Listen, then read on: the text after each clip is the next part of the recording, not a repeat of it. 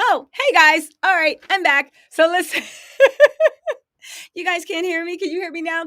Listen, let me start this over again, right? Someone call her, yo. Listen, welcome. You guys have sound now, right? All right, perfect. Listen, let me repeat this whole spiel because I was just free spitballing it anyway. Welcome to my channel. If you're new to my channel, my name is Tisa. Listen, I do everything. I do pop culture. I do celebrity news. I do book reviews. I do tarot. Listen, y'all might as well call me Jamaican because I got 6 jobs. Shout out to all the Jamaicans. Listen, this week we are reviewing The Pursuit of Porsha. Now, a lot of you guys actually said that this isn't a book, it's a paperback, but the paperbacks I read are at least 320 pages. Now, there is someone called Lily the Red Lipstick Hustler. She wrote an autobiography, and it is light on pages, but it is packed with so much emotional truth and honesty that you're like, you didn't need to do anything more. However, this book ain't it. Y'all, we are getting into the Cordell years, and it is a doozy, and it says so much, right? Yes. 18 jobs, Mon. You hear me, Queen Dara. Y'all, this is packed with so much. Now, let me bring everybody, if you didn't see the first book review, up to speed. When we last left our plucky heroine, she was heartbroken because she had bought on some man's credit card while he dropped her off at the mall, calculated 3 months of his 3 months of his salary, went and bought herself a wedding ring that she thought he could afford. It was Country John. She said she walked into that mall with determination, with a diamond in her eye and with a dream in her heart, and then said that he was being mean to her because he was like, why you do that? You're doing too much. Now, some people could rightly argue, he's mad because he got a promise ring. She said, but we said we wanted to talk about being married.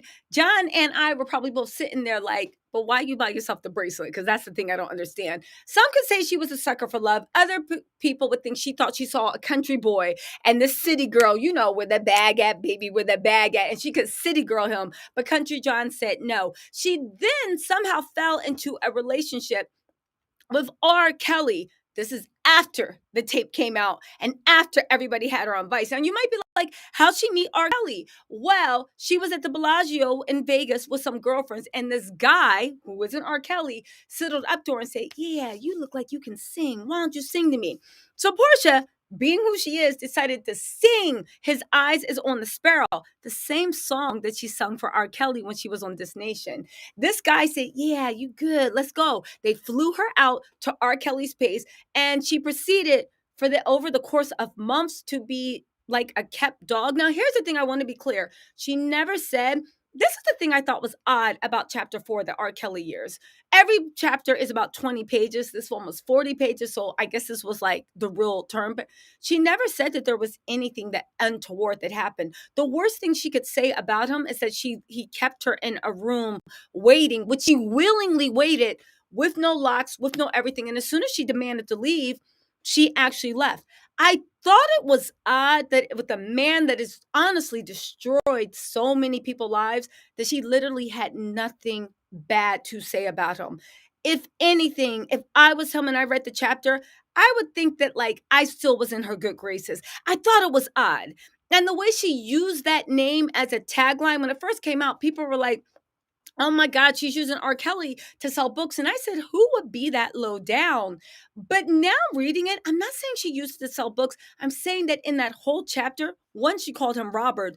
Two, she never said anything bad about him. The worst she had to say was that he kept her waiting. And she didn't know. And she stayed in that house and saw a lot of young girls, but she didn't say anything about, well, I'm sorry, she saw girls and she didn't say anything about it. She even went on to say that she was his girlfriend, that all his family knew her and loved her and knew that he loved her and that they were planning a baby. And whenever she tried to turn and walk away, one of the things that made her stay was their baby plans, right? One of the things that made her stay was their baby plans. So yes, she was planning on having a baby with R. Kelly, not R. Kelly before the tape came out, but R. Kelly after that, when everybody was just like, what the hell was going on? Now, I can't be too judgmental about that because a lot of people supported him.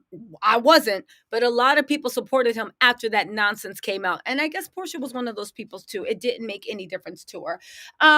She finally, when she heard another woman being assaulted in the room, she literally threatened, this is in her book, to call the police. We'll get into the reading in a second, y'all, but I want to bring people that didn't see chapters 1 through 4 up to. She threatened to actually call the police unless they let her leave. Call the police because of what was going on next door in another girl's room.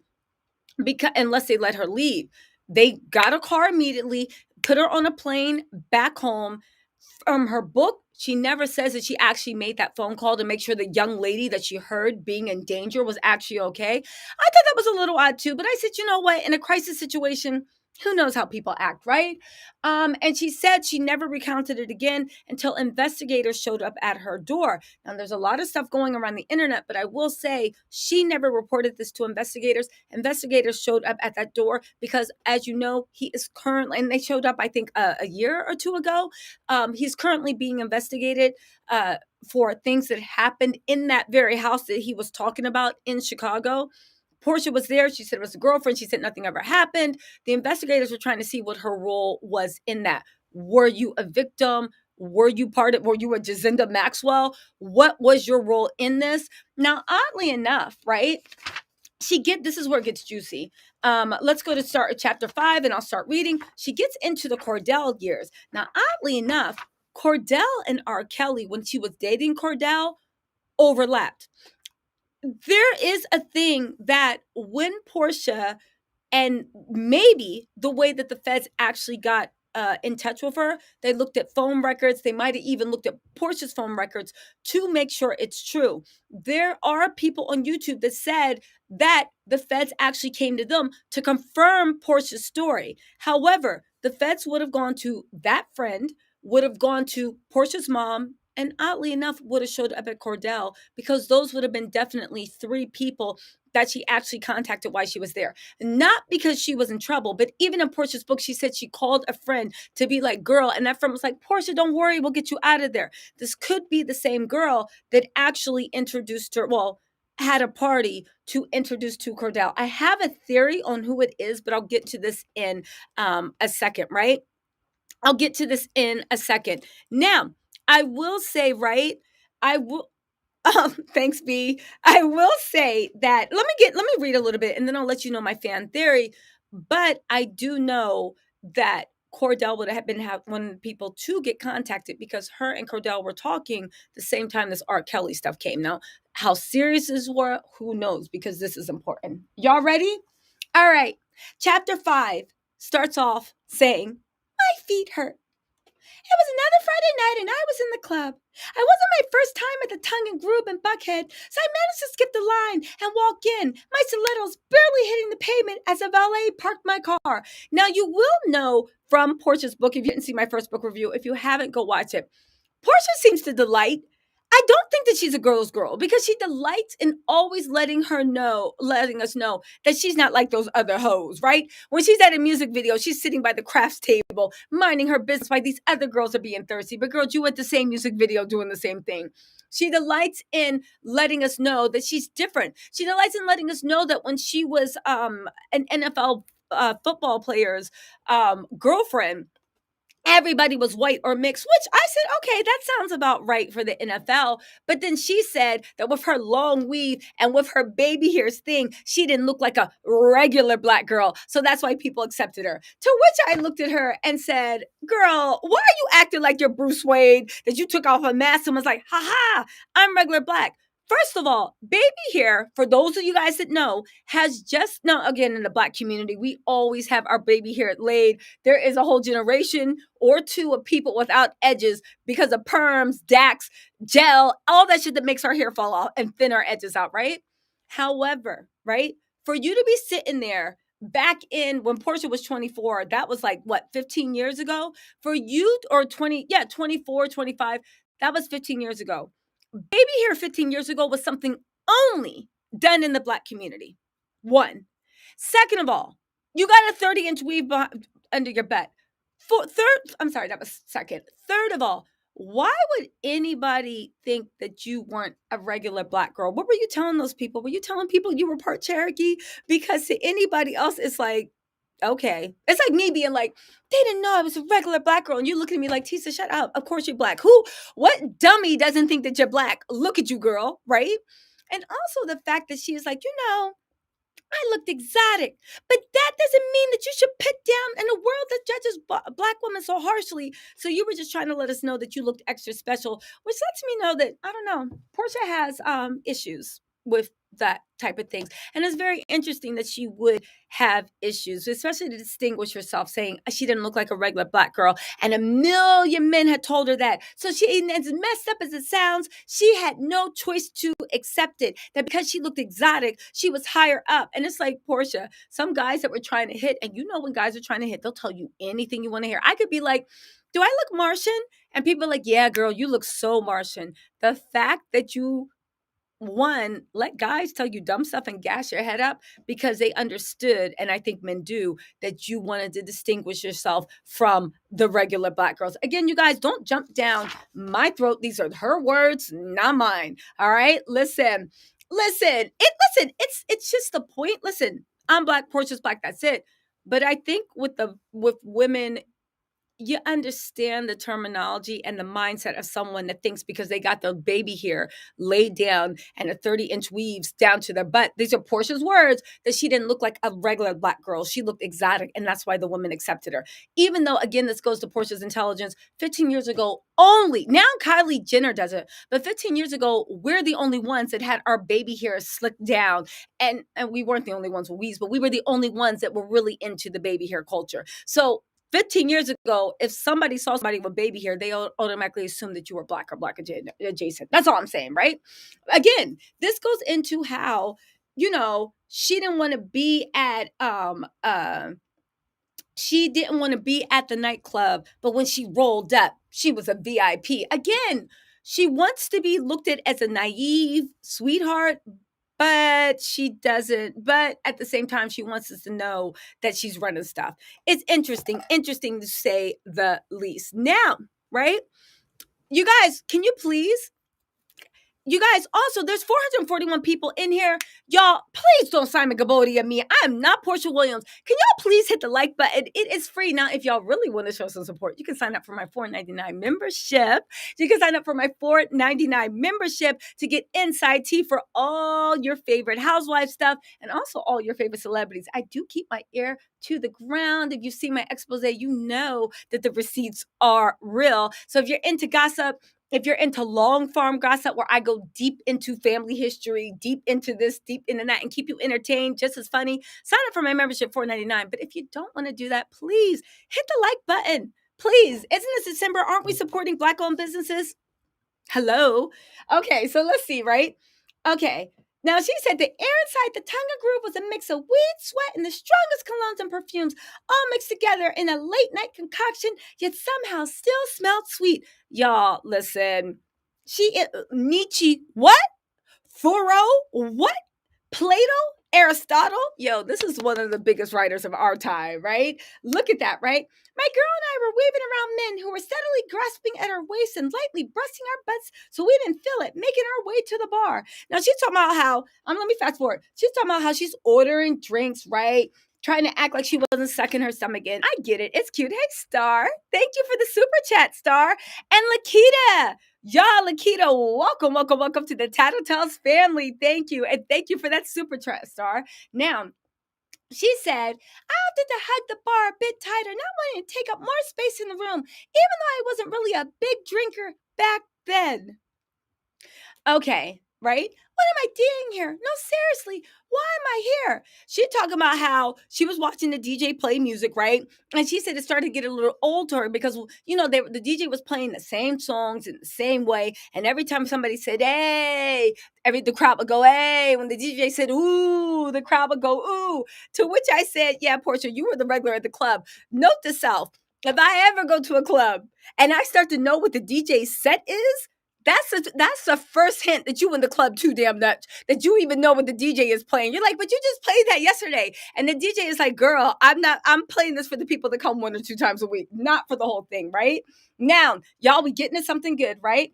She said She finally found the courage to leave the comfort of her bar. And she said, as I walked across the middle of the dance floor, I felt my body stop all of a sudden. My eyes were wide open, but everything went pitch black. And I knew it wasn't the alcohol because I'd only had a couple of drinks. This was different. It was supernatural. Drowning out the best heavy songs that vibrated through the tucked away speakers surrounding me, my voice said to me very clearly, come out from where you are so you can bring them to me. Yes, Porsha said that in the middle of the club, when she somehow found the courage to leave the bar, girl, you in the club so much that you know what the DJ is playing and you're tired of the way the crowd is reacting. But somehow, because you always have to paint yourself as this naive waif in the world, right?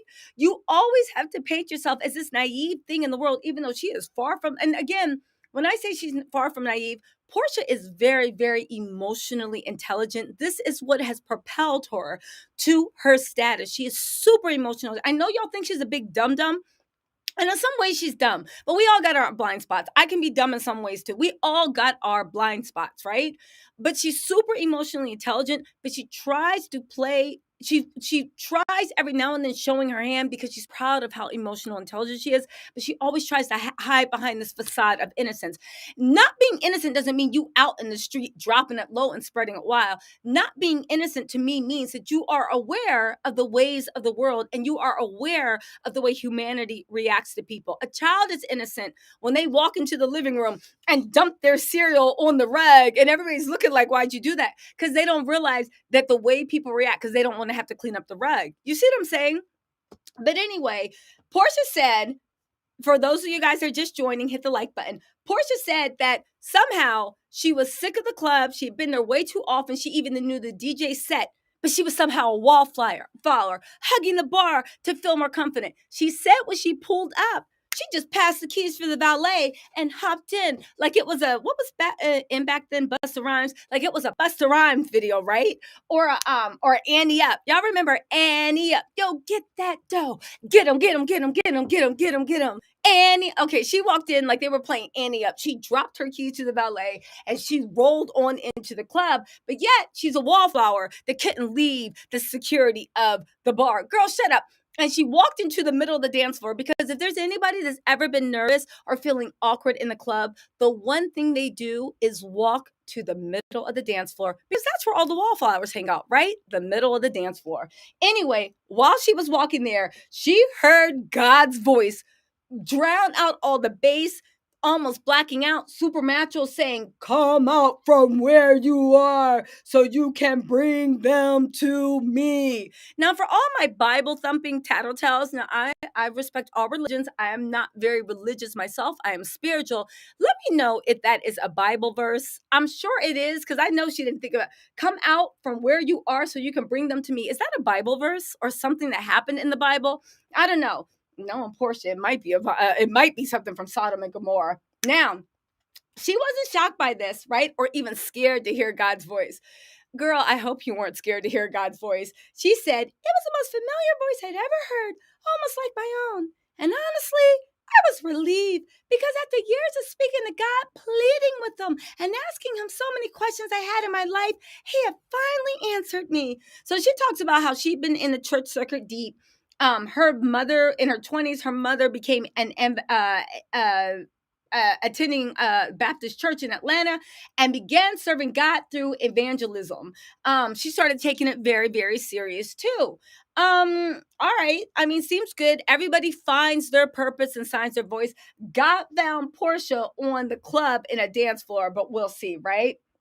Now, the funny thing is when she talks about her loving relationship with God and all this stuff. Now, for all my church going Tattle Tells, tell me if this is odd because I'm going to read you a passage and it sounds odd to me. But let me know if it's odd. You guys, hit the like button on your way in, please. There's 516 people and you see I am working and hustling for your enjoyment. So hit the like button. So she said, she was singing with the praise team. Let me speed things up for y'all. She was singing with the praise team and she was super nervous. She said usually at that time there was only 50 people at the church, but that day the church was packed because there was a preacher from a different church had brought his congregation over. And she said, great, now I'm going to have to sing in front of all these people. I'm not ready, she thought to herself, right? So she remembers standing at the pulpit and having a panic attack. Very relatable. If y'all haven't had panic attacks, God bless you. I've had a few panic attacks and they are no joke. Porsha says that she actually blacked out and passed out. I believe it. Panic attacks can do that to people, right? She said when the song finally got to my part, I could barely breathe, let alone sleep, right? Let alone sing.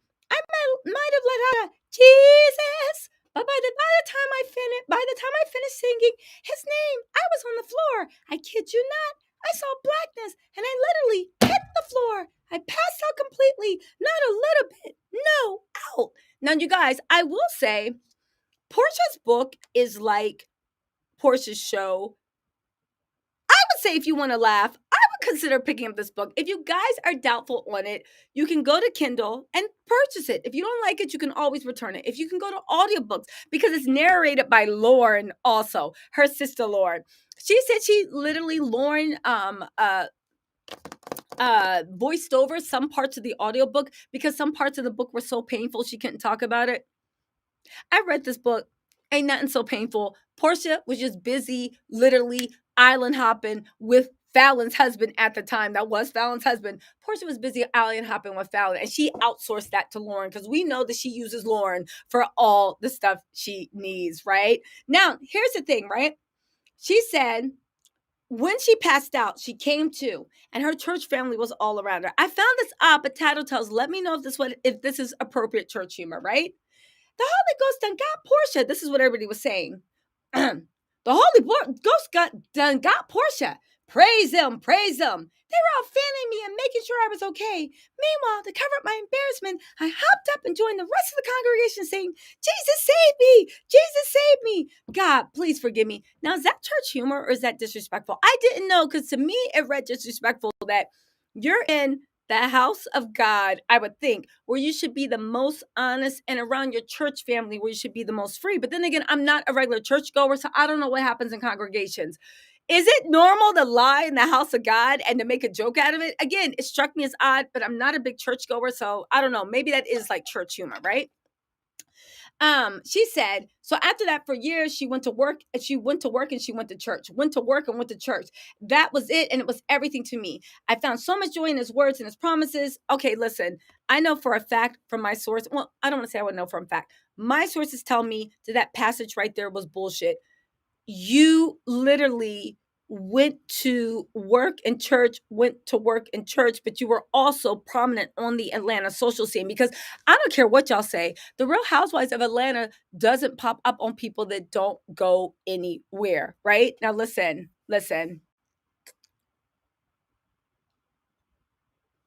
Okay, so here we go, right? Okay, so she said she had grown in her relationship with God, and it actually transformed into an actual relationship. It was more fulfilling than any job, any man, any drink, any drug, or any shopping spree. You know Porsha was going to put money in there somehow. He was more than enough. He was greater. He was my comfort. He was my peace. All right, good, right? She said that, with God, I didn't have to feel ashamed about anything in my past. With God, I could forgive myself for my choices I made, the men I chose who only disappointed me. Did God tell you to buy use Country John's credit card to buy yourself your own engagement ring? Or was that you, Porsha Williams? I just want to know, right? With God, I could set myself free. I could break the chains of regret, shame, and guilt to reimagine a life filled with purpose, contentment, and clarity. Now, this is really funny because up until this point, Porsha doesn't talk about any, and again, maybe this is a truthful conversation, but she has not referenced any regret, shame, guilt, or anything. With R. Kelly, it was a loving relationship, and the only thing that she seemed to be upset about is usually when she was at R. Kelly's house, R. Kelly would move her into would have her waiting like a dog. I'm not joking. Would have her waiting like the dog for hours in his main bedroom. But the last time she went to go see R. Kelly, he moved her into this weird mirror room that had hardwood floors and mirrors all around. And she was waiting for R. Kelly, but R. Kelly was busy with two other girls. And she wasn't in the main bedroom anymore. And she felt very disrespected. And when he walked in, she mentioned that when he walked in front of her, to give her in a room full of women, only women, and these were girls in his mansion. She was the only one he kissed on the lips. So she was like, I guess I let him know I was his girlfriend, a girlfriend in a very dysfunctional relationship. With John, she expect no regret, no insight. And then, of course, there were the tragic things that happened to her in her childhood. Now, I was talking to a friend about this, and let me know if you guys heard the first thing. She talked about how her dad would put them in the room for hours and forget about them. And it really traumatized her. And then my friend actually said, but Tisa, that sounds like it sounds like timeout. It sounds like you're describing time out. And I said, wait, that is because some people got spankings and some people got put in timeout. It sounds like Porsha's dad put him in timeout. Now, the weird thing is, right? And this is a weird thing. I literally kept asking the whole time I was reading that thing, where did he put him in timeout? When this happened, was he with Lauren's mom or not? She said that she told Lauren's mom that her dad was cheating on her by accident because she was too young to understand. And her dad kept her in the car after that in the hot sun. Her dad to me sounded like he did some really messed up things to her. That's just my opinion. But outside of her childhood, she really didn't talk about any regret, any shame. So either she's leaving stuff out or she's trying to play into like the Bible thumping thing. Because again, one of my Tattle Tells showed me, I got this off of Amazon, but one of my Tattle Tells actually said that this was in the bookstore at Barnes and Noble or something in the Christian inspirational self-help. So this might be why she's leaning so hard into God. Now, I want to thank India Veher. India Veher, thank you so much for the super chat. You said, no, Porsha's not smart or intelligent. However, she is cunning. That's instinctive. A cunning person is dangerous, outwitting the most intelligent. I agree with you, India, but I don't. Here's the thing. When I think of someone cunning, I think of Moriarty from Sherlock Holmes. I think of Hannibal Lecter. I think of Kaiser Sosa in The Usual Suspects. I think of I'm trying to think in Great Expectation, like, or The Grapes of Wrath. I think about people that not only are you, because I think to be cunning, you need to be very, very emotionally intelligent. Portia's issue in this book and also in life, again, and I'm just going by this book. Do I know this girl? No. Do I know people that know her? Absolutely. So again, this is just my opinion. But her issue seems to be she never sees more than one or two steps in front of her, and she doesn't want to. Because again, she's good at making people believe what they need to believe in that moment. But when she starts to get comfortable, I think that her natural propensity is to take more than what is freely given. And she is fine to play a role in order to get that. But then once she gets it, she doesn't want to play the role anymore. So then that's when people are like, what happened? You know what I'm saying? Listen. Yes. Okay. Yeah, I agree. You, Gloria. Gloria said Porsha is freaking smart. She is. She's just smart and exactly. She's smart in certain ways where she's very emotionally intelligent, and so she knows what to say to people, but she doesn't see more than one or two steps in front of her. And I'm not judging because, truth be told, anybody that knows me knows I don't like really plan more than one or two steps in front of me too. However, like one time my friend was like, "Have you ever considered doing a 30-60-90?" And I was like, "What's that?" Because she had explained to me what a 30-60-90 is. Now, I'm not stupid, but I just do what I want. And it, again, I've fallen on my butt sometimes, but it usually ends up going. But then again, I don't approach situations out of what I can get from someone. Okay. Listen, I'm not saying that I don't have ambitions and I don't want things in life, but I don't necessarily see people as the way to get it. Because why am I going to spend all your life kissing your butt? Right? Ooh, what is this saying? Luxius Lee, thank you for the super chat. You said Porsha has street smarts. I would agree with that, but not really, because if you had street smarts, you would be on some JT, like city girl stuff. I don't know about that. I think she's just emotionally intelligent. But again, with me, when I want a goal, it is a goal. That goal's never attached to someone. It actually annoys me if I have to kiss somebody's butt or be fake with my emotions or be fake to someone to get what I want. It annoys me. Like, get out of my way. I don't need you to get what I want. I can go get what I want. You know that? Anyway, let's move on, right? Because this isn't about me. Okay, so but y'all know what I'm saying. I think a lot of you guys are out there. There's difference from seeing people as tools to get what you want as opposed to you using everything you have to get what you want. There's a difference. There's a difference. And I have an issue when people use people as tools to get what they want. I really do have an issue with that. Okay, right? Let's get back to it, right? Now, this is the interesting thing, right? Portia says in her time in the church, she wondered, how could I please him being God? How could I be right so that when I walk through the heavens doors, he or she, for that matter, could look me in the eye and say, Portia, well done. But it didn't mean that I let church or that confining religious lifestyle with its hypocritical judgments and shaming techniques change who I was or how I carried myself. Well, in many ways it did, the best ways. But what I mean is, I truly believe that God loved me just as I was. All right, I believe that too. God, He made us perfect, so He loves us, right? She said, I still wore makeup. I wore clothes that fit my body despite getting in trouble for wearing skirts that were too tight for church because I knew my heart wasn't being disrespectful. God literally made me curvaceous. Now, she went on to say how, the ladies in the church dresses like church mice, but she didn't care because God gave her who she needed to be, right?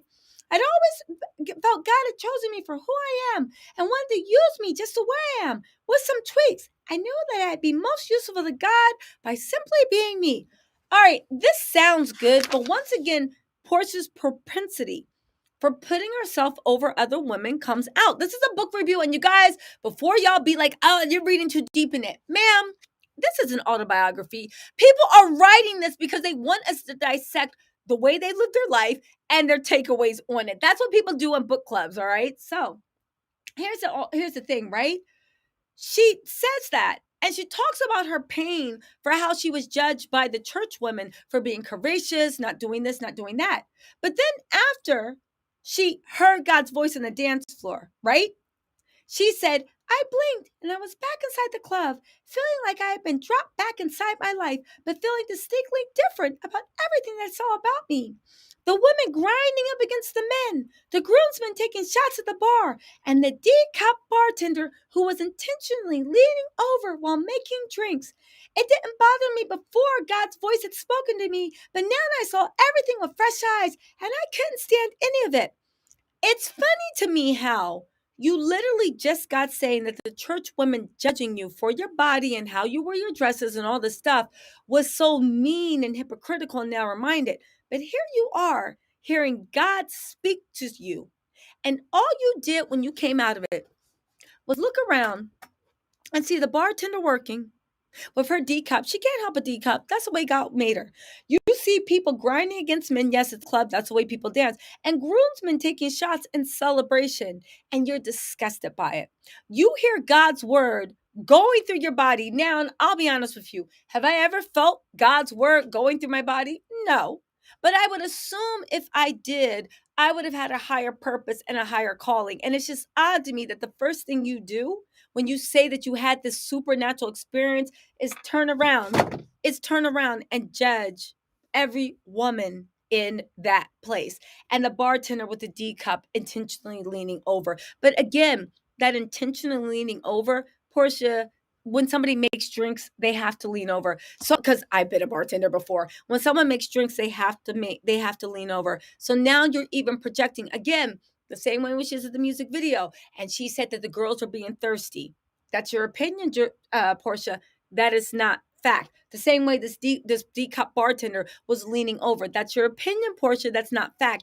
Y'all, I just don't know. Maybe I'm wrong, but if I was saved again, not even saved, if I had heard the word of God coursing through my body, the next thing I did when I came out of it wouldn't have been to judge every person in there. Smells like bullshit to me, but I don't know. Anybody that's heard the word of God, drop in the chat and let us know what you're thinking. You guys, hit the like button if you're just coming in. There is 688 people in here. What's up, right? Now, Portia goes on to say that the biggest struggle of her life had always been her own flesh. And she would always ask God to cleanse me of my flesh, give me a clean heart, and make my spirit stronger.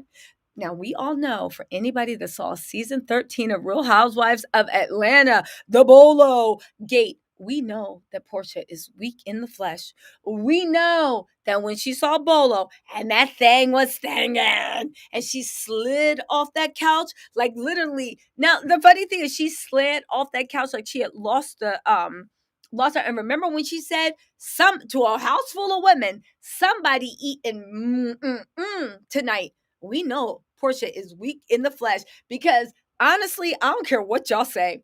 It's not about, oh, let grown folks do grown folks. You were on a work trip when there were cameras around, and you know at least two of your coworkers don't mess with you. Who on a work? Let's forget it's Real Housewives of Atlanta, because we try to act like it's just life, even though it's a reality show. And reality show, you do invite. Listen, that's why you will never see me on a reality show. When you invite somebody into your life, when you invite someone to dissect something of your life, it's open for public fodder.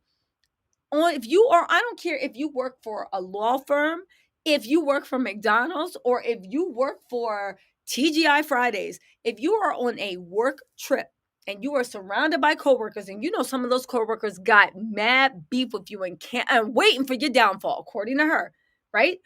And there are cameras everywhere, and this is going to be publicized and broadcast on national TV. How many people are busting it down a wide open for a married person that is an exotic dancer? I don't want to call them strippers because that's derogatory, but you're breaking it down for a married exotic dancer. And you know how you know that she knew he was married? Because Porsha said either on that episode or it was on the behind the scenes that she had followed Bolo on Instagram for years and she knew exactly who he was. And I would assume that if you've been following a man on Instagram for years, you know that he's married. So anyway, so we know you didn't have to put this in a book. Anybody that watched season of 13 of Atlanta knows that she is weak of the flesh, and she prayed to God to make her spirit stronger, right? Because the flesh at times encouraged me to make poor decisions. Season 13 was a poor decision. Persuaded me to say yes when I really wanted to say no. I disagree because you were the one asking everyone that they get a little bit of bolo and that they take their turn. Because that's one thing about y'all be Sarah, and Portia's a big dum dum. Porsha knows what it is that when it came to that bolo situation, she had to make sure everybody downstairs got their little taste of bolo, because if everybody did wrong, can't nobody talk, right? Now, Tanya Sam got the hell out of there and never talked to Porsha again. I don't even think they're cool anymore. So Tanya saw what she was working with. Isn't it funny that every woman that comes close to her gets far away, except for Lauren, who's related by blood? Of course, your blood gonna rock with you no matter what. She's a good sister. Or Shamia, and Shamia keeps coming. Shamia and Portia's relationship confuses me, because even the people that know them, it's just like a little confusing. It would say friends to the end, but that's not true, because they have a history even going back to high school, where I think Portia's mom at one time dated, or even, well, let me shut up. But anyway, it had to do with Portia's mom, Shamia's mom, and Shamia's stepdad at that time. So they kind of had a little falling out about that, from what my sources are telling me, right? Now, right? And introduced me to demons that didn't deserve her presence. Girl, I find that people that often speak about demons are the demon themselves. That's what I found in life. What y'all think? That's what I found in life. The people that are always talking about that demons, that's because it takes one to recognize one. But anyway, right? So in that moment, when God spoke to me on the dance floor in the middle of the club, it didn't scare me. If anything, it was confirmation. I was thankful after years of praying to him, thinking about him, and speaking on him. Again, I'm not very religious, and God has never spoke to me in the middle of a club. But if God did speak to me and I recognize it as a word of God, why would that scare you? Honestly, y'all would see me as one of those people on the corner, right? Standing on a milk crate, talk about some repent. Repent. The end is nigh. Repent. Y'all would literally be like, yo, that's TisaTells. Yo, shout out to Eric. Yo, shout out to Eric. I ran into you in New York City. Shout out to Tattle Tells, Eric. And also, it was so nice meeting you. Even though I looked a hot mess, you still didn't blink. Y'all, I went outside with my hair all over my head, looking like a mess, trying to get some last minute clothes. And I ran into a tattletale, but it's okay. I held my head up tight. And when he was like, aren't you on YouTube? In my heart, I wanted to be like, no, but I couldn't, because I was just like, that's me. Hi. But yo, everything in my heart wanted to be like, YouTube. I was was about to do a Porsha Williams. YouTube, I've never been on TV in my life. What are you talking about, sweet honey child? My name is Emma Watson. I was about to literally, it went through my head. Like I should do a Porsha Williams and just like act like reality doesn't exist. But I was like, that's me. And also, I want to give a special shout out to Shirley and all the ladies and gentlemen watching me up with Shirley and also Miss Isabella. Shout out to Miss Isabella. Shirley told me what you said. And yes, I agree with you, Miss Isabella. Porsha is on the wrong path. Shout out to Shirley, the other ladies at the home and gentlemen, right? So anyway, here we go. But like I was saying, if I heard the word of God, right? Y'all would have saw me on the street corner. Repent. The end is not. Literally, my family probably would have turned off all their phones because I would be in the middle of the night. What you doing? Have you repented? Jesus is coming. The word of God is real. I literally would have been that crazy person on the corner. Y'all know I probably would have turned this into a religious channel where I came in dressed in like potato sacks and skirts down to my ankles, but not in like I'm just modest, but in that crazy way, right? In the girls defined way. Talk about some there's okay, I'm about to get back to the book, but I gotta let you guys know. There's this YouTube channel called Girl Define, and it teaches young Midwestern Christian women how to be modest in a modern world. And I don't know what made me go, because sometimes I just be on YouTube bored, like what else is going on in the world? And one of their episodes was how to dress more modest for the summertime. And they had on like these dresses that came below the knee, but they were spaghetti strap, but not in a sexy way, in like just like, straight cut across, but spaghetti strap. So the way they did it was they were doing a fashion show and they came out in like a long sleeve t-shirt, and not even a cute fitting one, but one from Walmart. You know how the long sleeves sweat t-shirts in Walmart don't have spandex in them, so they just literally cut and cut so they don't fit right, and then they put it underneath the little spaghetti, and they're like, see, this is perfectly stylish but still modest. And I was just like, okay. So anyway, let me get back into this, right? Listen. But listen, you guys, everybody on this chat believes in God, don't they? But if you don't, listen, we're not here to browbeat anybody, right? Let's take this away from the religious thing and let's focus on the humor, guys, because stop. All right, here we go, right? Ooh, Kathy Colbert, yes. How Derek Jackson's wife dresses. That's how Girl Defined was given fashion shows. You see a bonnet. I see a helmet of salvation. You see a t-shirt. I see a breastplate of redemption because I'm ready for war. And he's just sitting there like, and I said, he got the right one. Because let me tell you something. That was Derek Jackson's wife. That would have been the last time y'all saw him walking around. You know what my great grandmother, but you know what my grandmother used to always say, right? Murder him, bury him, say that he left. That's that old head from like 1940, before there was CSI and before there was DNA, right? Your man acted up, this and that, murder him, bury him, say that, tell the neighbors he left. That's how Derek Jackson would have been. Where's Derek? I don't know. He said he was leaving with his mistress and that was no good. That's how last time y'all would have saw Derek Jackson. Please. But he had that dum-dum on here talking about with her hair not done, some glass. Like, I said, wow. We down. When I saw that, I said, wow, women, we down bad. Literally, I watched that whole thing and I was like, we are down bad that this mess was even allowed to happen. Yes, allegedly, Queen Officer, allegedly. Where's Derek? He left me. Oh, girl, I'm just growing some new rose bushes. I know they're coming up nicely. For the next 10 years, I would have just smiled as my rose bushes won best rose bushes in Chickasaw County or wherever they live, and just smiled. Tisa, what is your secret to these roses that grow up so beautifully? What type of fertilizer do you use? And I just smiled. I don't know. I guess God just blessed my roses. You know? Y'all hit the like button if you just came in. Listen, I guess God just loves my rose bushes. Well, anyway. So anyway, let's get back to Miss Williams and her brush with God, right? Okay. So anyway, she said that while she was passed out and she had heard God's voice or whatever, she went into, she asked the questions in her life. Where are you going? What are you doing? Why are you here? What are you looking for? How did you get here? Don't you want something more for your life? Do you think you'll find it without me? That's what God was saying to her while she was like, while they were playing, get low, get low, get low. And she heard the voice of God. Why are you here? What are you looking for? How did you get here? Don't you want something more in life? Do you think you'll find it without me? And then she came back, dun da da da da, shake it like a salt shaker, shake it like. I think those are the songs that were on my Porsha was in a club 15 years ago. So anyway, after she heard God's voice, she simply said, "Okay, I hear you."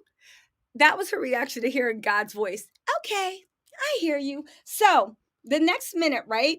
I immediately saw sin all around me. I had to leave. The next morning, after chugging water and trying to wipe the night's maker off with wipes, I turned to the one woman who I knew wouldn't judge me for who I was and where I was, right? Mom, I just had an epiphany.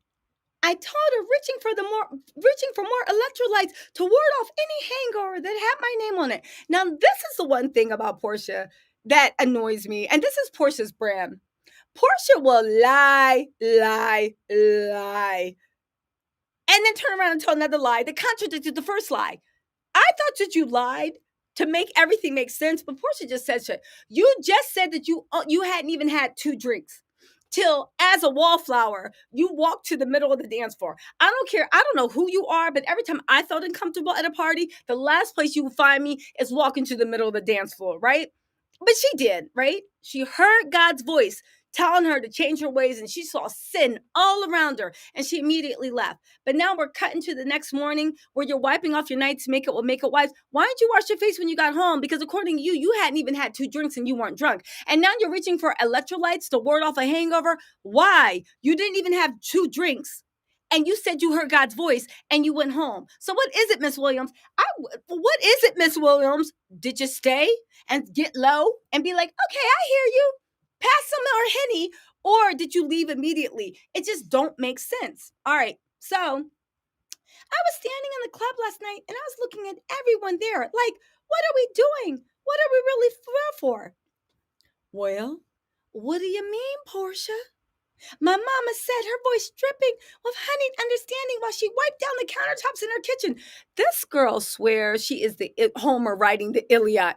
Literally, this is like, she thinks this is an epic novel. That this is literally Nietzsche, not Nietzsche. Nietzsche is too nihilist. Who does she swear she is? What's a modern? I'm trying to think of an author that she's going for. Did you guys actually know about Stephanie Miller? No. Okay, let's get back to it, right? Okay. Anyway, she said to her mom, "Oh, hey, Keisha. Thank you, thank you, thank you. Keisha Matthews, thank you, thank you, thank you for the super chat. And also, if you guys want to chat, just want to support, hit the like button. And also, please, please, please, please, please make sure if you really want to support, join the membership. It's only $4.99. You can cancel at any time. And the new members only chat is actually happening this Friday. Ooh, and I do got some spicy, spicy juice. I got some spicy juice. Okay, so anyway, let's get into this, right? She said, so her mom told her, right? She told her mom, I don't want to be single anymore. I'm ready to be married. Are we supposed to be going out partying? Are we supposed to be looking for something more? She said, so anyway, her mom told her, you got plenty of time to settle down. You're only 26. Porsha said, I'm sick of not having protection and a special someone to share my life's moments with, to share my success with. I want a husband. Well, no, let me rephrase that. I want to be a wife. Now, if you guys had watched the book review from chapters 1 and 4, what changed? Porsha said that she thought her mission was to be a wife, a woman, and a kept woman. She even said God said that was her mission. So what changed with this epiphany, right? But anyway, she said, all right, well, don't worry about it. You only got it. Her mom was like, girl, don't worry. God will provide, right? She then said she went into her church family and she told her church family, I want to be married. She said, okay, and that's the way it ends. So now she's talking about when she met Cordell. She said, it was like he was sent to me. I felt like he was the answer to what I'd been waiting for. I didn't even want to be in the club that night. You just said that you got saved from a club and then you threw yourself into church and redefining what it meant. But now you back in the club. But guess what, y'all? Don't worry. She didn't want to be there. If it wasn't for my friend's birthday, I wouldn't have been in the house. What she said, I would have been in the house watching something that I love on TV or listening to my favorite music. It was even raining outside. So you know I love this girl because black people do not go out in the rain. I definitely wasn't going to the club anymore. I knew there was nothing out there for me. Hold on, guys. Sorry.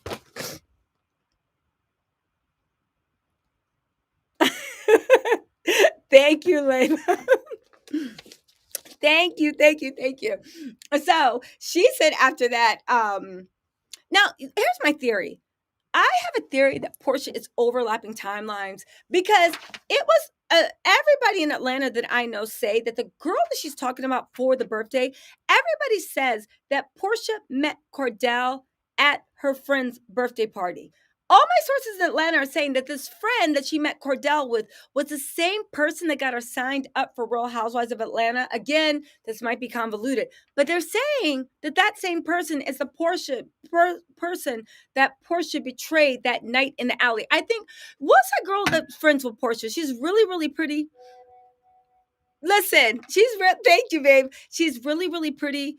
I think right now she's still with on God, what's that girl's name? It's gonna come to me. But she's really, really pretty.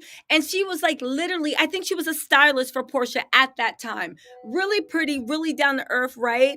Listen, really, really down to earth, really everything. What is that girl's name? It's gonna come to me. Hold on, right? So she said, same story, different task. I was reluctantly standing there, talking to a couple of friends I spotted on the dance floor when I felt someone staring at me across the room, right?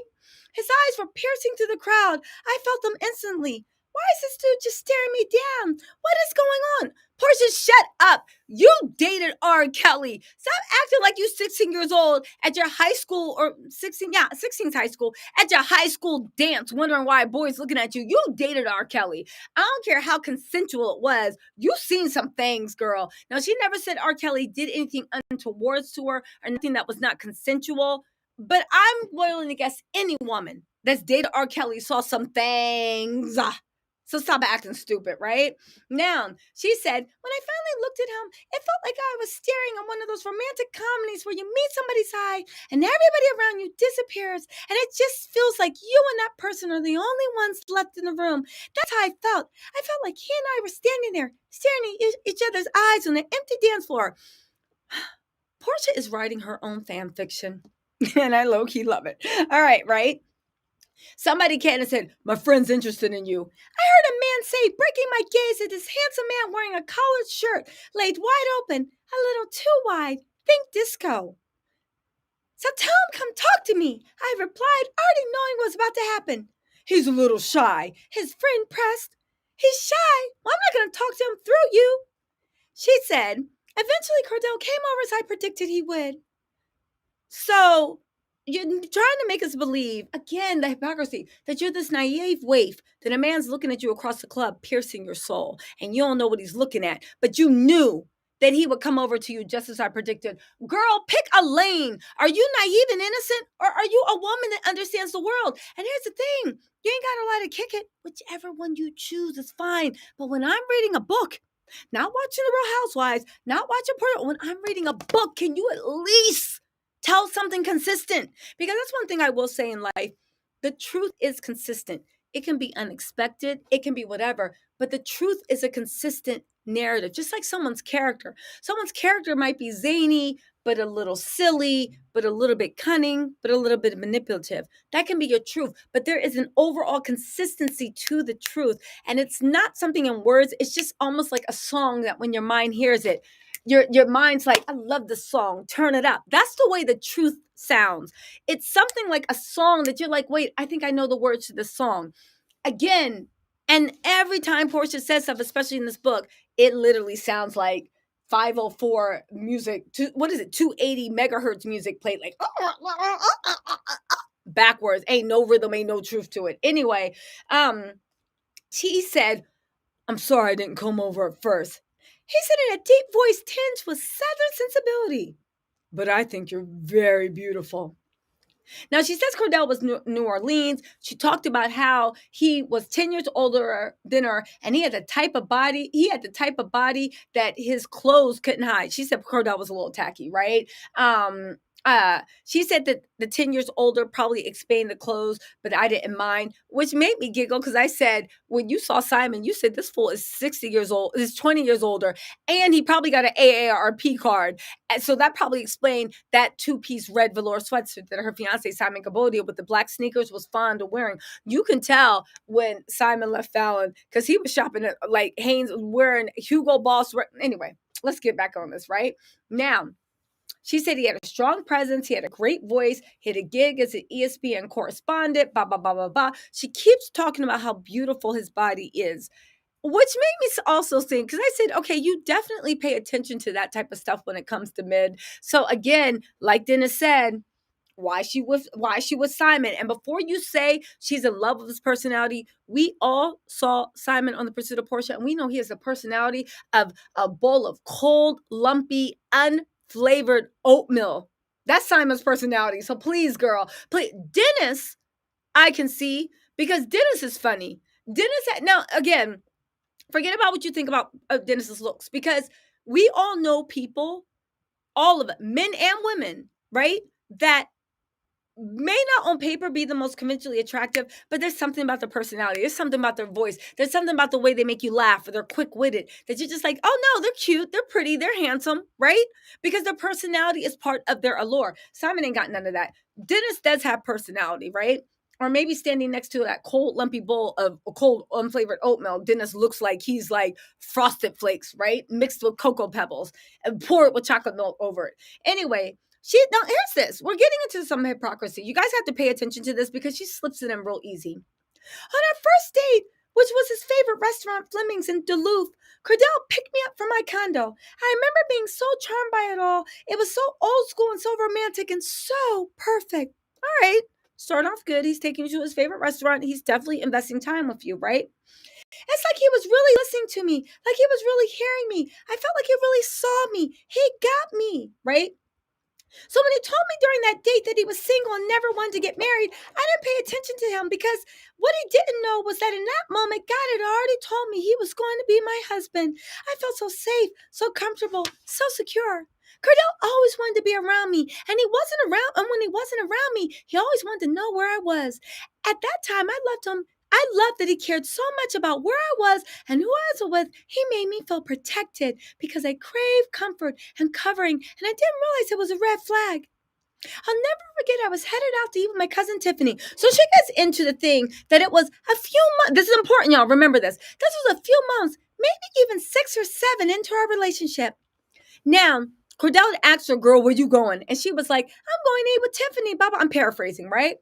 And she said at that time, Cordell started calling her back to back to back while she was out at the restaurant with Tiffany. She even had to apologize to Tiffany. She said, sorry, girl, I don't know why he's acting like this. I told him I was with you. She said, I even picked up his phone call once during the evening, like, hey, babe, everything all right? Remember, I'm with Tiffany. She said Cordell's voice went booming through the phone. I know, but y'all are just out too late, Porsha. What y'all doing out? Eating at 10 o'clock at night. Now, here's a funny thing.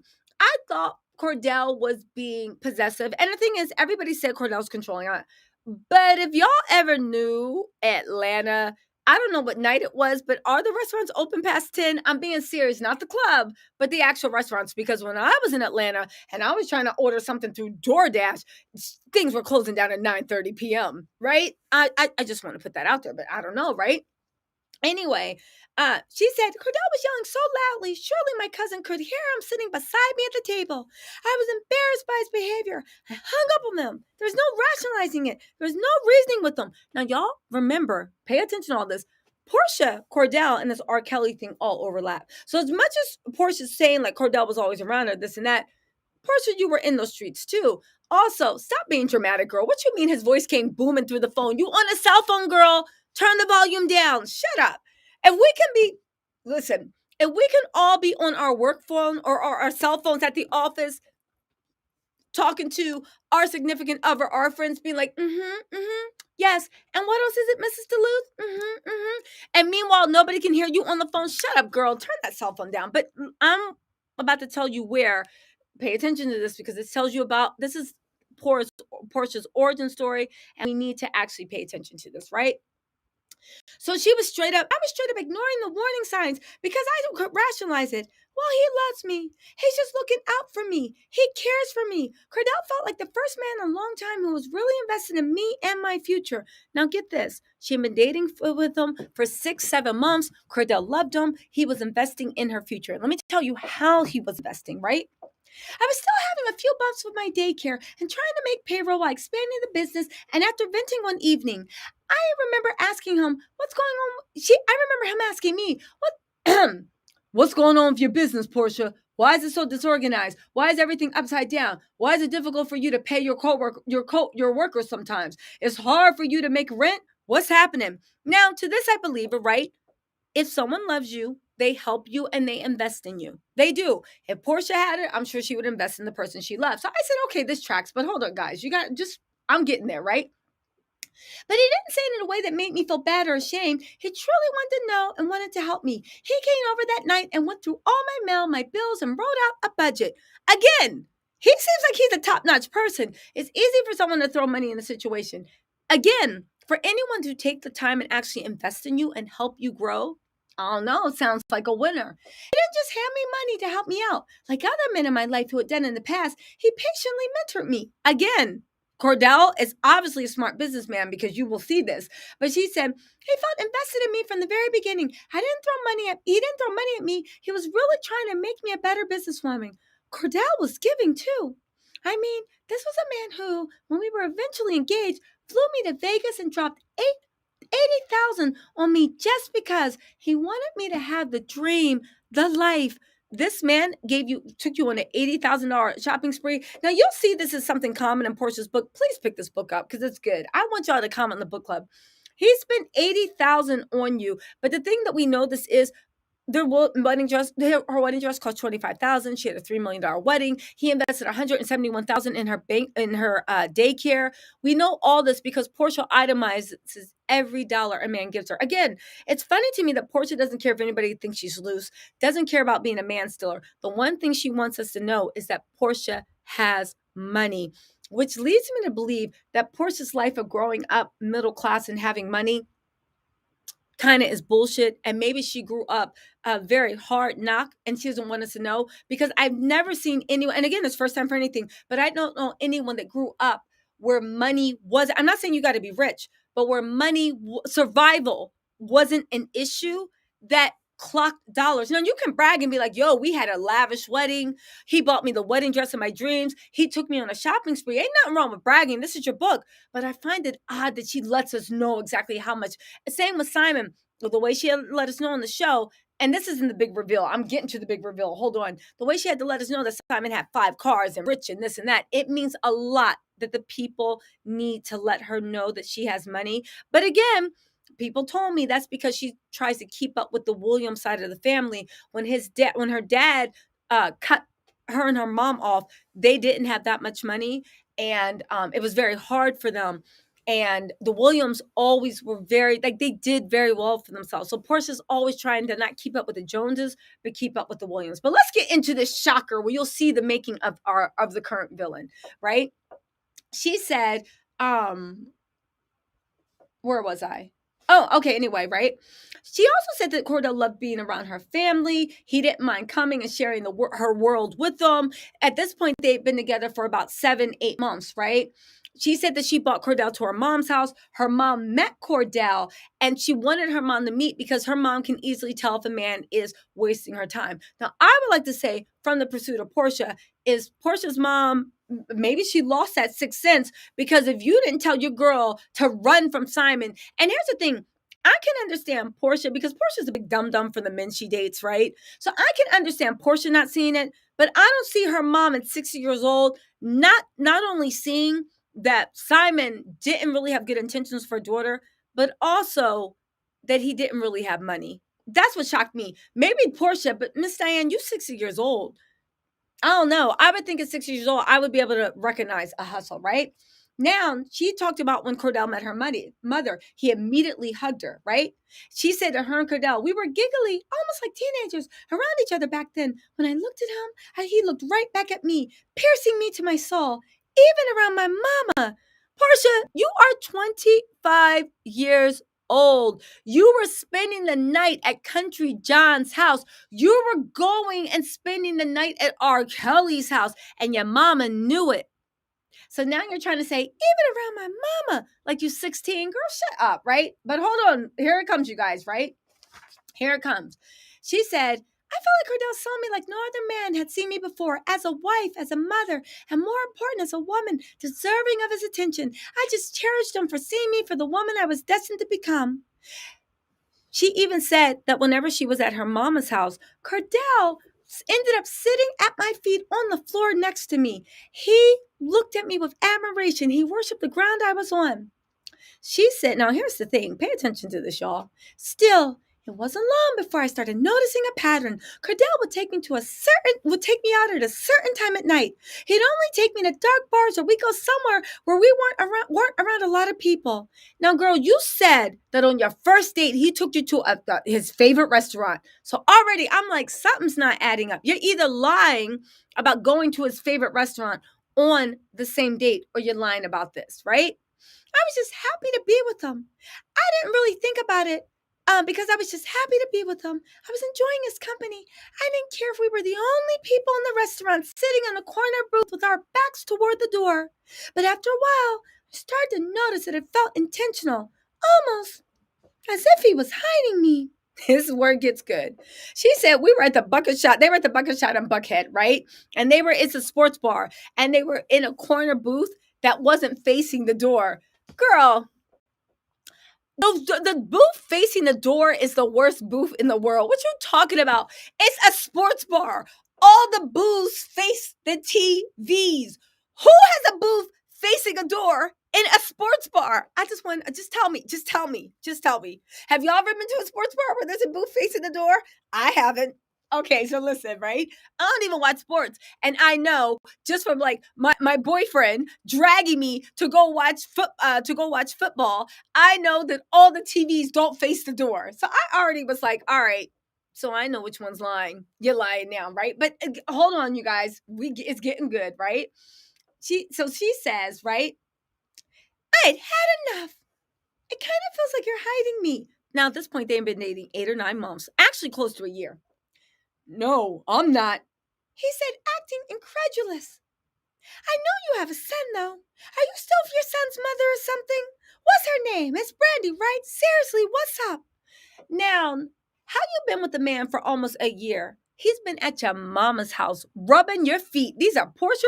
Listen, hey, thank you so much, Doris. Also, we got 858 people in the chat.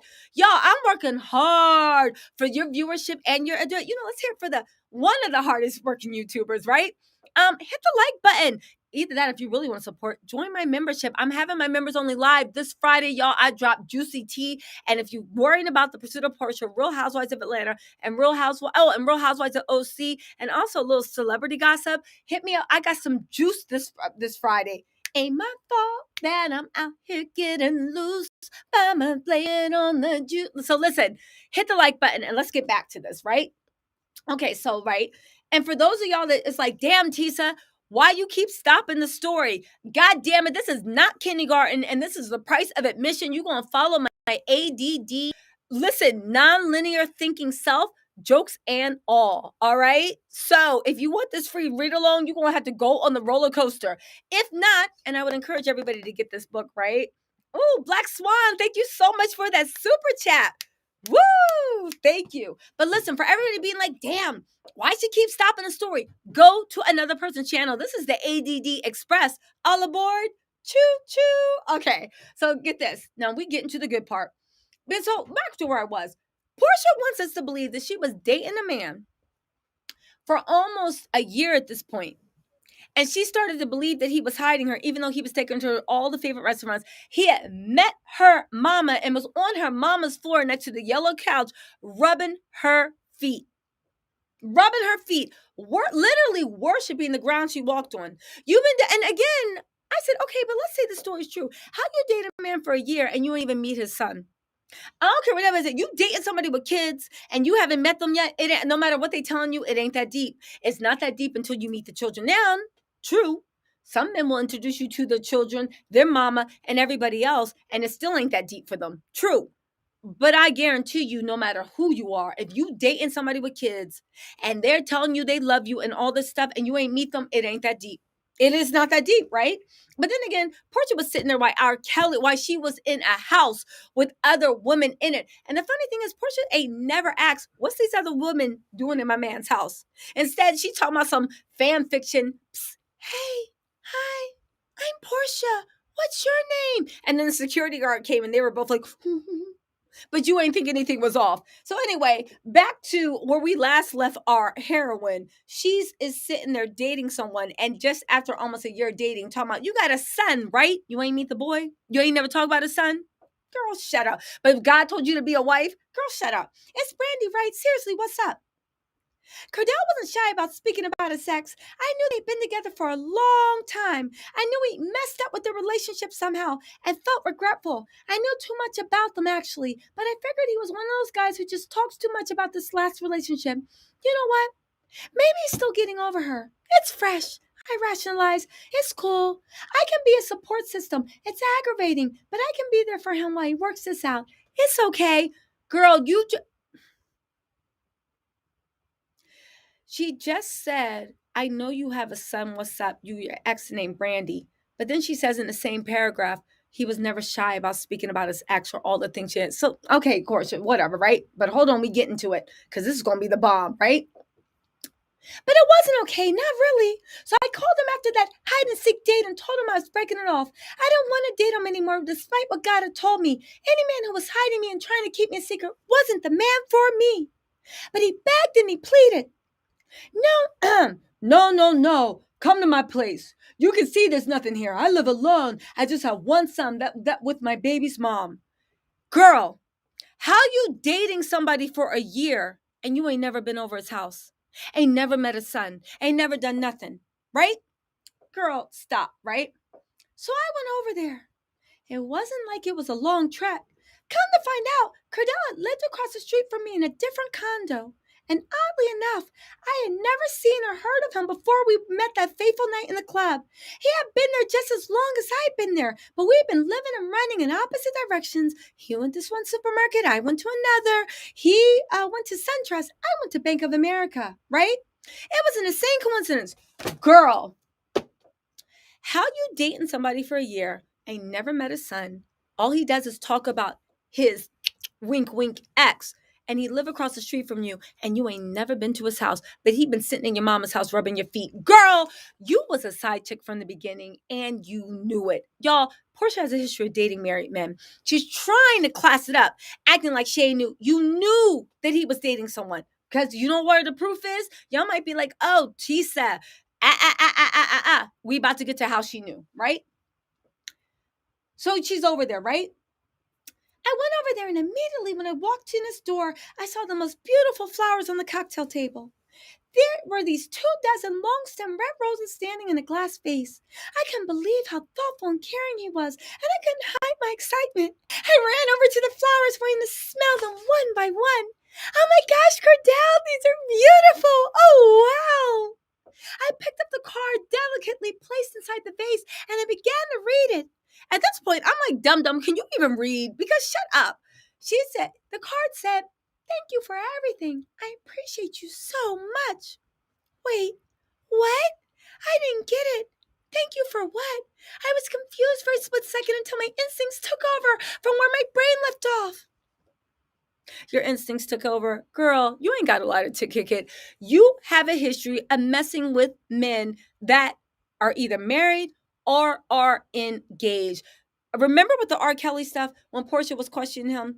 Out of all the things as one would ask R. Kelly, especially after that tape came out, and especially after the Chicago Sun-Times was running headlines of R. Kelly back and forth. The Chicago Sun-Times at that point should have been named the R. Kelly Sun-Times because every article was about them, right? The only thing you had to, and you saw pictures of his wife, R. Kelly's wife, in the hallway, plenty of them, including a wedding picture.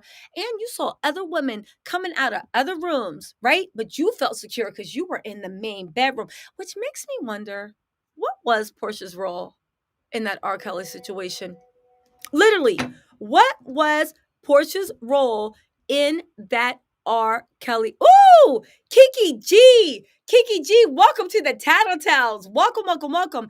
And man, you guys, there's 905 people in this room. Y'all hear me doing read along book time, but this is for educational purposes because I really want you guys to buy the book, right?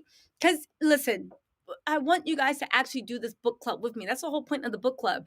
Everybody here, go buy the book. Now, I know Porsha said it's sold out in a lot of places, but try Amazon. Maybe they have a few copies, right? Kiki G. Welcome to the Tattle Tells fam. Welcome, Kiki G. Y'all, Kiki G just joined. I know a few other of you guys have that $4.99. You guys, I ain't too proud to beg. Listen, I'm begging and working for this $5. Y'all want me to start popping it and dropping it? Or y'all want me to act like I'm Porsha hearing the word of God, right? God said, advertise your group membership. And then I blacked out. So anyway, so in all that with R. Kelly and all the things you could have asked, the only thing you chose to ask was like, ain't you married, right? I saw a picture in the living room, right? Anyway, she said her instincts took over where her brain left off. I don't think her brain, well, that's not true. I think Portia's very calculating. She knew what she was doing, but she was playing stupid. She said, these flowers aren't for me. Oh my God, these flowers aren't for me. They're for him. They're from a woman. They're from his ex. This asshole left these flowers here by mistake because they're here from his baby's mom. He forgot to move them. Now, I don't know about y'all, right? Because I don't date men that have girlfriends and I don't date married men, right? So I don't know about y'all. But how many men, when he called you and said, baby, please, you don't understand. Baby, please, you're the only one. How many men that just called you and pleaded with you that you were the only one and they're not seeing anybody else, invite you over to their house so you can look around and they leave 24 red long stem roses from another woman, not from another woman, from their baby's mom, from their fiance, on a table with a card inside saying, thanks what you do. You're awesome. I appreciate you. How many men do that? But you know how many do that? Men that invite their side Joan over. Men that invite the woman over that they know is cool with them having a fiance or ex. Men that do that to someone that they don't have to hide because they already know what the deal is. That's what I'm willing to bet. But you guys, let me know in the comments. Am I being too cynical? Have y'all ever been invited over to another man's house when he was trying to prove to you that you were the only one? And there was nothing going on with him and his ex? Leave 24 long red stem roses on the table for you to read the card? I don't know, right? That's when I realized Cordell hadn't followed me into his condo. He was frozen at the door. These are from your baby mama, I accused. Oh yeah, you know, he confirmed, right? Hey, woo, you heard, listen, the Lord heard my prayer. Angela Thompson Williams and Kiki G, welcome to the Tattle Tells. Y'all, thank you for that $4.99. Just to let you guys know from the membership, you can cancel it anytime. I'm glad Angela Thompson Williams and Kiki G believe in me enough. And you guys, this members only live this Friday. It's going to be lit. As you guys can see, I'm on vacation again, but it doesn't matter because you know, listen, y'all know I love the mess. And y'all know I love getting together and Kiki and you guys, Angela and Kiki, make sure that you definitely look at the old lives because the last live, Simon's family called in and let us know what's been going on for years, how he's been fluffing, and even now how the whole life he's perpetrating is a lie. They basically confirmed that everything I said in the expose was correct, but she also dropped some behind the scenes tea you're not gonna believe, and I dropped some behind the scenes tea. That's why she got excited and called in. But we loved talking to her too, Lydia. We loved her. She called in We were about to cut the live off after 2 hours. It went for 3.5 hours because she had so much to say. And the live before that, I spilled on who Porsha was fighting on Family Matters, Porsha's Family Matters, why they were fighting. And now that you saw Porsha, and I told you this stuff like a month or two ago. Now that you guys see what happened in episode 2 of Porsha's little special, her commercial, as Nene likes to call it, you see what it's leading up to. So don't ever say I'm gonna bring the truth with that one. But anyway, let's get back to this, right? $4.99, you can cancel at any time. You guys, come on, support a Black-owned business. Come on. All right, listen. And unlike Porsha, I'm a regular Black girl. I like Porsha that wants to be exotic with her baby hairs laid and with her 20-inch weave. No shade, because if y'all ever see me with straight hair, y'all know it's a weave, and I like my weave. I like to sit on my weave. When I get my weave, that shit be like Pocahontas. I'd be like, what? I'm sorry, that was offensive because Native people don't like the term Pocahontas. I apologize for that. But I like my weave down. I like that flowing in the wind. Like, can you paint with all the colors of the wind? So, yes, y'all see me on vacation. The wig will be wigging. But unlike Miss Porsha Williams, yes, I am a regular Black girl. And even though as y'all can see, sometimes that edge control don't be holding things wrong. And we got to bring in some Dax and some Eco Style gel with a damn scarf laid down. Y'all know what I'm saying. Y'all my people. Y'all know what I'm saying. So anyway, right? Yes. Kaylina said, I know that's right, Tisa. Listen. Oh, thank you so much, Kathy Colbert. I appreciate it. That's right. I know that's right, Kaylina. You know the struggle. You know what I really honestly think? Have y'all, and I honestly think this is a common thing that I think almost every Black woman can relate with. Maybe it's a rite of passage, at least for me, my friends, my family. Y'all ever go out to something and you know that day when you lay your baby hairs down and somehow it's like the Holy Spirit's in your hands. Those baby hairs are laid. You even look at yourself like, And when you come out, your family and friends are like, oh, your hair looks nice. It's like the swoop is laying just right. And it's just like, that thing is thinking. And you go out there and you're like looking at yourself like unstoppable. And everybody's complimenting you, but it's summer. And whatever event you go to, there is no air, or you got to walk a long time and you feel the sweat coming and you literally go around laughing, joking, this and that. And you feel like you're sparkling like, because you just know your hair is laying and you're so happy and you feel on top of the world. And then you go into the restroom to check on yourself. And as you're to go to the bathroom, and as you're washing your hands, you look in the mirror and like, your hair is just looking like your baby hair. Your baby hair is sweated out. Ain't nothing laying. You look like a dandelion blowing in the middle of the wind. Yo, I think if you can't relate to that, God bless you. Good for you. But I think anyone that got to use Eco Style Gel or Dax or something hard, edge booster to lay their head down, y'all know the struggle. Y'all know, listen. But here's the thing, Dara. I know what you're saying. Go to the map. But here's the thing. You forget, even though you feel a little bit, you're still being sparkly. So it's not until you go to the bathroom and you don't expect your edges to be sweated out, right? You just know it's a little bit humid. And then you go and you see all that sweated out. Ain't no feeling in the world. And you in that mirror, like literally. I remember one time I was literally taking the napkin, like you said, holding it to my head like this. And for real, just trying to get the sweat out so I could try to lay them down again. But alas, it was too late. It was too late. Yo, also, Erica, welcome to the Tattle Tells. Yo, Erica, thank you for supporting me, and Angela and Kiki. I appreciate you. The rest of y'all cheap bastards, Simon Caboti and me, $5? Really? I'm just joking. Whenever y'all want to sign up, fine. But thank you so much, Erica, Angela, and Kiki, right? Listen, Amar, I don't even listen. You know what the funny thing is? When I wear wigs, I have to wear them like, well, that's not true. Like, I have to wear closures because I got like that hairline. You see my hairline, they come too far. My hairline comes too far forward. So I can't even wear lace fronts because like I'll rip out my edges with little ones I have, right? Anyway, but listen, we all been there when you holding your head down like this, pat it out and try it like, alas, I had to come out looking like a damn dandelion / tumbleweed. Alas, it was all over, right? Alas. Alas, right? That's how I knew. That's how I knew my boyfriend was the one for me. He saw me looking like a dandelion, tumbleweed, literally everything sweated out because I went through everything sweated out. And he was just like, "You look so beautiful." And I was just like, "I know you lying, but that's sweet of you to say." Yeah, right? Yeah, like, listen, Queen Dara, I ain't had that. Listen, Queen Dara, I know what you're saying about Vaseline or lip balm of water, and that might work for some of y'all. I don't know why everybody thinks that I have like silky hair. I'm telling you, for my hair and my edges, I'm telling y'all, lip balm and water is not doing it. If it works for you, God, but my edges are just like idiot peasant. You think that's gonna defeat us?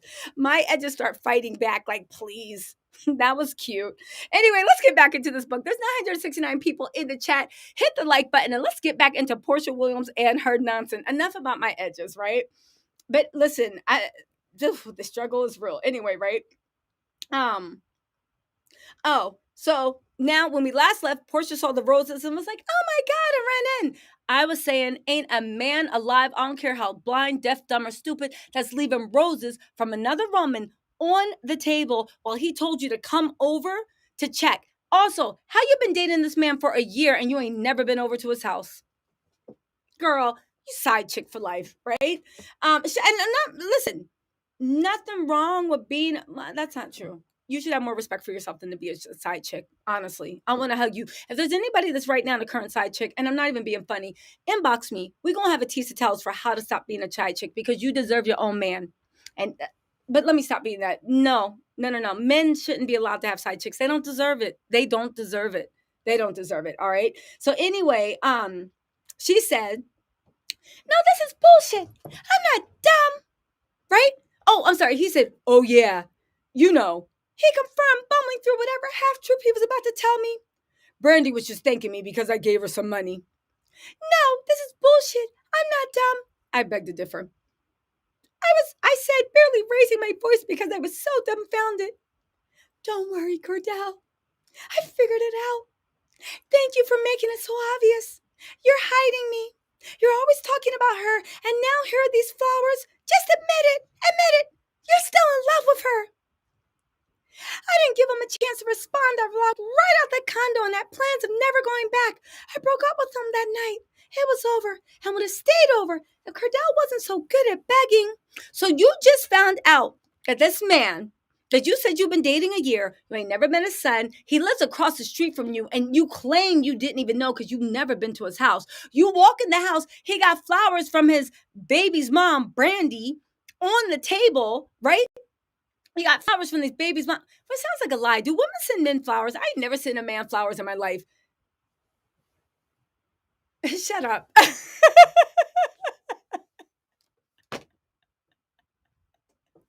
Y'all. My boyfriend just stuck his head in the room and looked at me, and I was like, "Okay, let me stop lying. Shut up." I never sent you flowers. I sent him a singing telegram though. On his birthday, I had somebody come and sing happy birthday celebration literally in his neighborhood. And for the whole neighborhood, somebody set up outside with two boom boxes. This guy was an award-winning singer. He had actually sang in Meghan Markle's wedding. He was an award winning, he sang in a choir, but he was award winning. He sang at Meghan Markle's wedding. Now, y'all might be like, "How did you get him?" I'll tell you how. All the people that sang during Corona time, they had literally like all lost their jobs because the theaters weren't open. So they were working. I found him.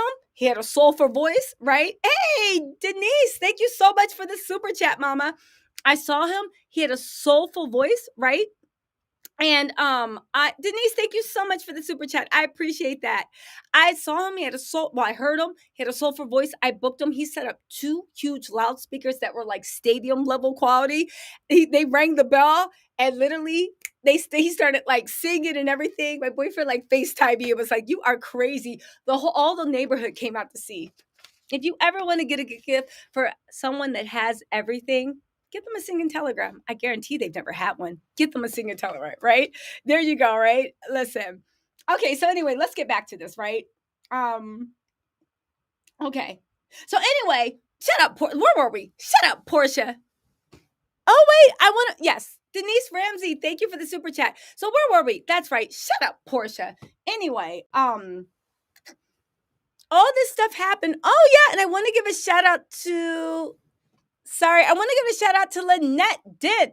Lynette Dent, welcome, welcome, welcome to the Tattle Tells. Welcome, Lynette. Welcome, welcome, welcome. Listen. Welcome, welcome, welcome. I appreciate it. Okay, so Lynette, welcome. Okay, so where were we, right? So all this shit happened, and he lets you know that you now at this point you know that you're the side chick, right? And she let him in because he had begged her back. Girl, shut up. Again, maybe she's doing this for this Christian publisher. Somebody told me, I don't know if it was true or not, but it was funny, said that the same people that published the Bearston Beers published for Pursuit of Porsha. So I guess, right? Now, she said the old church mothers used to say, whoever you spend your New Year's with is the person you'll spend the rest of the year with. Funny, because she goes on to say how Cordell said he wanted to spend New Year's Eve with her, right? Hey, what's up, Donna? Yo, Mama Donna, thank you so much. The super chat. And yes, you finally caught a lie, girl. Alive, girl. This is a good one too. This is a good one because Porsha is just getting into her mess. Now, thank you so much, Donna Roberts, for the super chat. Now, here's the thing, right? I still wasn't sure I wanted to get back together with him because he was so sure and so consistent and almost overruled my common sense. His confidence in us and me hit another little red flag. Cordell being controlling, she said, was a red flag, right? Cordell lying to her and her seeing another woman and all this other stuff, that was a little red flag. I want to know to Porsha what a big red flag is. I feel like to Porsha, the big red flag, honestly, is when somebody cuts her off or doesn't give her money. I remember Country John, like got mad because she abused his trust and used his credit card to buy a diamond ring worth 3 months of his salary that she calculated in her head without his permission and a bracelet. All that was enough to cut her off, but the diamond, that was enough to cut him off. And even when she cut him off for sure, when he was at her door banging for like, let me in, this and that, which I'm sure was scary, her cousin or her friend had to tell her, Porsha, just give him his shit, because he was demanding all the stuff he bought her back, was saying, just give him his stuff back. And Porsha was like, no, because that's where my dignity lays. But let's get on with this, right? She said, despite Cordell's earnest intentions, he didn't spend New Year's Eve with me. You know why? Because people that got families spend New Year's Eve with his families. Mistresses never get New Year's Eve. They don't get Thanksgiving, and they don't get Christmas. They don't get none of those things. They don't even get Valentine's Day. They get the 12th. Or if they don't want the girl to know, they get the week before or the week after, right? That's what I've heard, right? When I eventually caught up with him on the other side of the new year, when you eventually caught up with your man, you had to catch up on the other side of the new year. So Cordell was in a relationship. You couldn't even go see her January 2nd or 3rd or 4th because Brandy was looking like, and where you going? Right? Okay. So when people were eating their black-eyed peas for good luck and spinach for wealth, and others were going back to the gym for the first time in months, Cordell was catching me up on how he rang in the occasion. Apparently, he had spent the first night of the year with Brandy and his son. My heart was so worn down by the news, I refused to react. Yeah, because you knew your place, right? I refused to let his ghost of relationships past have an effect on me, on us. If someone is spending New Year's Eve with a woman and their son, that's not the ghost of relationships past. You're the ghost. You're the ghost of adultery future. Again, Porsha is talking to, who is she writing this for? I hope there's no young girls reading this, but you guys buy the book and make up your own minds, right? She says, so now Cordell's telling the story. And the next day I woke up and told Brandy that I wanted to break off the engagement. The engagement? Wait, what? Well, I proposed to her and I hadn't really broken it off. And then I met you and then we were moving so fast. So that's why you were hiding me. That was your fiance the entire time? Now, yo, Helena D, welcome, mama, to the super chats. Woo! I'm like, not super chat, to the Tattle Tells. I forgot what I was saying. Portia's done scrambled my brains. It was so much make believe. Portia's writing her own fan fiction. Thank you so much, Helena. Woo! That's right. Boop, boop, boop, boop, boop. Listen, because Queen Bee, what are you guys talking about? The whole book club is that we can read along in the future. I'm doing this to whet you guys' appetite. There's a whole bunch of other new juice in this book. This ain't it. Now, right? The engagement. Wait, what? So that's why you were hiding me. So in this sentence, you try to let us know that you had no idea he was in a relationship. All this stuff, you accused him of hiding you, saw another woman's flowers, was dating for a year and never been over to his house, because that's why probably Brandy was probably like, whose perfume is this? And now you're saying, wait, that's why you were hiding me? So you agreed to be hidden, but you didn't know he was engaged? Girl, shut up, right?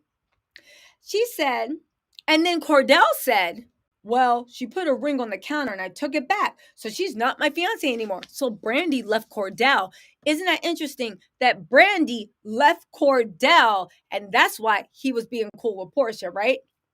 Even after another flaming red flag that was literally on fire, I threw cold water on the situation because I was in love with Cordell. I ignored the signs about him and his child's mother because I wholeheartedly believed he was my husband.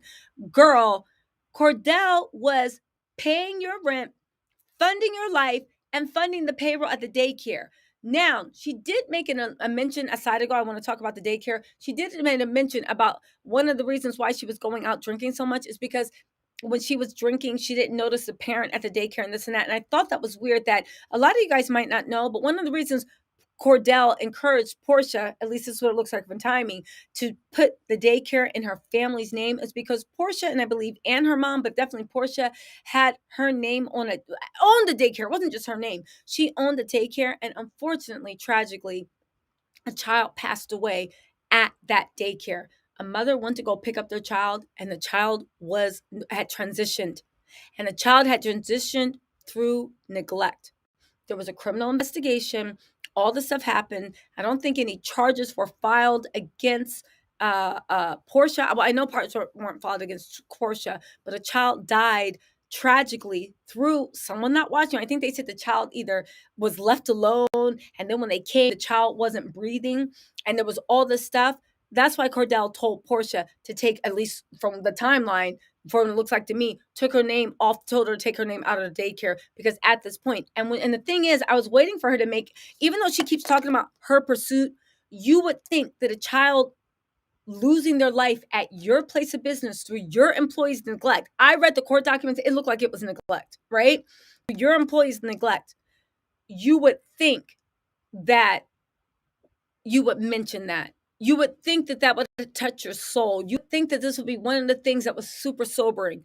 And the fact that she literally gave them not even a sentence, but she said that parent at the daycare, comma, the minute it used me, that parent didn't even get 6 words. I thought that was really odd. And it said a lot too. It said a lot, right? Listen, exactly. I just was like, yo, okay, fine, right? So anyway, she's saying that she ignored all the warning signs. Girl, Cordell was funding your whole life. Even how she goes on to say he took on an $80,000 shopping spree, gave $171,000 that a developer sold because they were going to go into business together, a $3 million wedding, $25,000 dress, flew their mom back and forth for fittings. You were ignoring it because Cordell was funding your life, right? Okay, let's get back to this. Porsha fans can't say she isn't liked on this channel. Tisa, you're promoting the hell out of this book. Porsha stands your wall. Exactly. Let me tell y'all something. And then I'm going to get back to reading.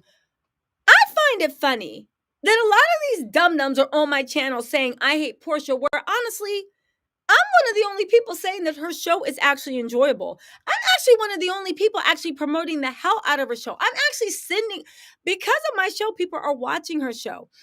But then again, people are dumb. And I find it funny that people don't think that Porsha doesn't want this. This is all feeding into the buzz for her show. She wants this. She invites it. And I'm actually doing a favor. You're welcome, girl. You ain't got to send me flowers. You welcome.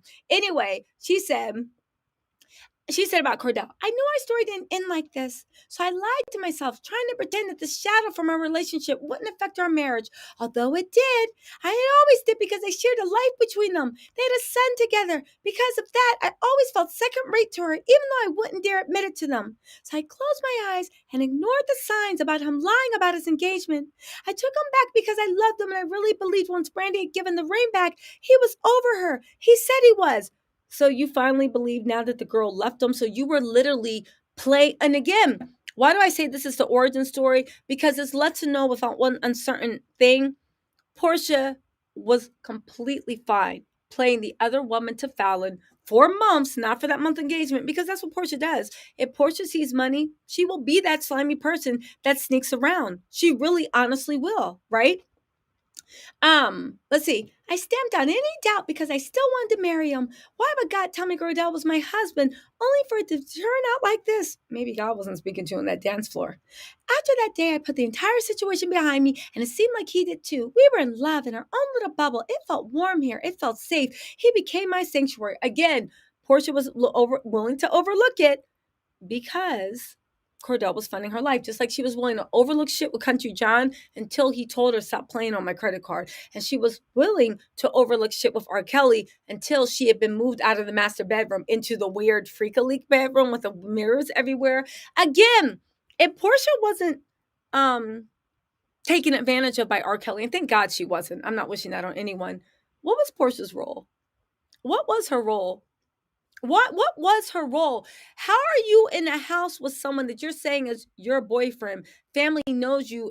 You guys are planning a baby and getting married, and you never bothered to ask who were these other women in the house? What are they doing with it? Even when you found one girl in the hall, you ain't be like, "Who are you? What are you doing here? Why are you here?" You never questioned him. Portia's leaving a lot out, and I hope for her sake it's just out of embarrassment. All right, listen. Yes. Thank you. Lynette did. Thank you, Lynette said you have two types of side chicks, the one that knows and the one that doesn't give a damn. And the one that doesn't know, Porsha knows. That's right, Lynette.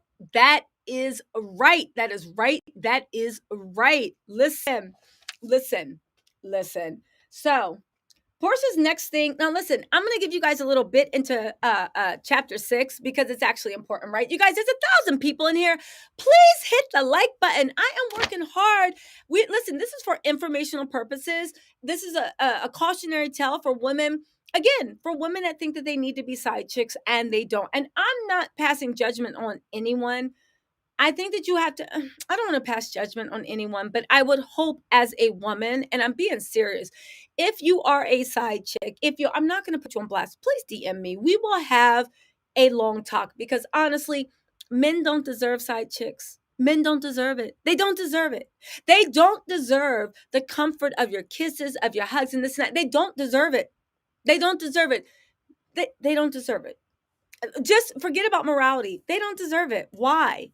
They don't deserve it, right? Listen, MB's Corner had a part. Kathy said, I really like she didn't go to the kitchen and cook. She walked around. Well, listen, Kathy, I can't blame her because I don't go. Listen, I think for the first 6 months or a year, maybe 6 months of me and my boyfriend dating, I kept telling him I couldn't cook because I was like, I ain't cooking. Listen, and I can cook, but I don't enjoy cooking when I have stuff to do. Right? If I have a whole day free, cooking takes up time. But like I lied and told my boyfriend I didn't know how to cook. So let me tell you something. If I walked into my new man's house, I won't walk into the kitchen either. If he tried to escort me to the kitchen, I'd be like, so what are you making? So let me tell you something. I don't cook. I don't clean. And no, I don't have the ring. So I don't know. Maybe that's my problem. Listen. So here we go, right? Cordell, the man that was seeing became your sanctuary. You mean he became your bank account, right? So now she's talking about her wedding day. There was a yellow stain on her 25,000 Penina Tarani ruffled trumpet wedding gown. Again, Miss Tarani is a skilled dressmaker. She makes gowns that start at 20,000, going up into the hundreds and thousands of dollars. Cordell did not spare any expense with Porsha. And when I read this chapter, it let me know that Porsha's been looking for a new Cordell. And she thought Simon was that Cordell. Now, y'all notice, since the pursuit of Porsha's ratings haven't been doing, when's the last time they took a private jet? When's the last time they've been on vacation? When's the last time they've been doing anything? And I know what y'all saying. Well, Porsha works. She's worked. But Simon has a private jet, right? Oh, at least he rents them. Private jet can fly you in and out really, really quick. Once he been showered with gifts, once he done anything, you know what? I'm just saying. And I'm being dead serious. You dating a man that's worth $300 million. Hey, New York 1206. You dating a man. Hey, Life as You Know It. Listen, I don't think Porsha was on Say Yes to the Dress, but maybe she might have been. Somebody Google it. Let's do a fact check. Google Say Yes to the Dress and see if Porsha Williams was on it. You're dating a man that's worth $300 million. This is what he's telling us. Now, I know it's bullshit. Y'all know it's bullshit. But this is what he's telling the world, right? You just are going on a book tour. Now, again, I clown Porsha for this coloring book, but it's still an accomplishment. Let's be real. It's bullshit. But the fact that you were even published, I give praise where praise is due. You got a book published. This is a big accomplishment. It's a dumb book. It's full of whatever, but it's still a huge accomplishment. You were on a hit reality TV show, Real Housewives of Atlanta, and you got, even if it's not a spinoff, you got a limited series, right? Hey, Princess Di. Princess Di said, I agree, B. They're hating on you at IG. You're starting. Listen, Princess Di, I don't give a damn what anybody is saying in the IG on, as long as they don't come to my channel with that bullshit. They can say whatever they want.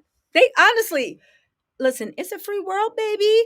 Say what you want. I don't care. Listen, and you guys, I know people hate me. Listen, I know people hate me because of my bright smile and my loving personality. I know they hate me because I stay on Simon's neck, and those people are paid bots by Simon. Listen, I don't care. Say what you want about me in the streets, as long as you don't come into my house, disrespected me on some Ashley versus Candace stuff. We cool. We cool. Say what you want. Just don't bring it to my home. You know, say what you want. So you guys, I appreciate you guys looking out for me. And definitely thank you for defending. I don't give a damn what people got to say. Literally. Whatever. So anyway, Porsha is doing that stuff. Porsha's this, Porsha that. If your man's worth $300 million, and again, let's give credits due. You are going on a book tour. You got published and they're putting money into promoting your book. You got a limited series on Bravo starring yourself in which you made me your co-star. I'm your man worth $300 million. Why hasn't Simon bought Porsha? Listen, why hasn't Simon even bought Porsha a billboard? Forget about Times Square. How about Hollywood Boulevard? Kylie Jenner bought Travis Scott a, you know that billboard on Hollywood Boulevard that everybody who has a rich boyfriend, girlfriend, baby mom, baby dad, husband, wife, they buy it and they put happy birthday. It's that sign that everybody goes through. It's just one billboard. And that's what everybody goes. It's right at that intersection. I forget what the intersection is. Kylie Jenner bought Travis Scott a thing. Yeah, I got that. Kylie Jenner bought Travis Scott something. Every celebrity person bought. Where is the billboard? You don't even need to go to Los Angeles. You can even put it right there in downtown Buckhead, whatever the biggest intersection is. With Porsha looking pretty, talking about, congratulations, my love. If your man has all this thing, why has he not congratulated you publicly? He's putting up IG. Oh, thank you, Dr. J. 1913. Again, these things just don't add up. Where is the public where's the pride? Where's the public congratulations? Where's everything? But he ain't doing it because he ain't got the damn money. And that little bit of money he had is dwindling. He ain't bought her nan car. They said they bought a house together, but we know he's being sued for $200,000 for reneging on the house. So we'll see what happens, right? Woo! And Mrs. Ray, welcome to the party. Woo! Mrs. Ray, thank you, the red lipstick hustler. But here's the thing, right? Listen, Gloria, I'm not giving anybody a beverage. I don't invite people I don't like into my house. Red lipstick. This is the red lipstick I was talking about, who wrote, she's a self-published, and she wrote autobiography, a few very powerful books. You guys should check them out, Red Lipstick Hustler. But she's had several billboards. I've seen them. And she's not, girl, stop it. You ain't rich. You doing okay for yourself. But my whole point is Simon had anything, Where's the public support for your fiance? Where's the things that you're doing for your fiance? These are things we need to ask, right? I guess Porsha didn't ask them. Again, when you got a name and Porsha got talent and Porsha got charisma, when you got a name, talent, and charisma, when you get somebody that loves you, with money behind you, they can actually push you to the next level. The fact that all Simon's done is grab on to Porsha, his star has risen, and Porscha's has sunk, tells you anything new. I was watching Tasha K the other day, and she said it right. She's like, that sounds like pimp talk to me. That sounds like pimp talk. I was talking to my friend too that lives in Atlanta, and she has some important things to say. When she's like, yeah, the new thing for these rappers and for these ball players is to attach themselves to girls that have social media hype. And then they use these girls to get into new audience and use them for their fame. Y'all got, listen, it's like with that Stevie J thing I did. Y'all got to be careful about these people these days. It goes both ways, especially now in the social media. If you got social media hype or following, you got to be sure, does this man really like me, or is he just using me because he's trying to get a bigger audience, more business connections, or use me so he can run his scams? You know what I'm saying? Listen, I'm just saying. Also, listen. Okay, so let's get into this, right? She's talking about her wedding dress, blah, blah, blah, blah. It has a stain, right? Nobody could tell her to calm her down. She's really upset. She doesn't know if the Cordell's the right man for her. She's having all these doubts about her wedding day, which, to be fair, a lot of women say on their wedding day, they have a lot of doubts. Like, you're like, ooh, do I really want to do this, right? Now, Lauren, being the voice of reason, says, Porsha, this is your wedding day. It's about to happen. It's a stain on your dress. It's not on your day. Lauren is always the voice of reason. And I will say, from even seeing that last episode, Lauren seems like she's found her place in the family, and it's a very important place. It seems like Lauren looks at her place in the family as, hold on, y'all. It seems like Lauren looks at her place in the family as being the healer.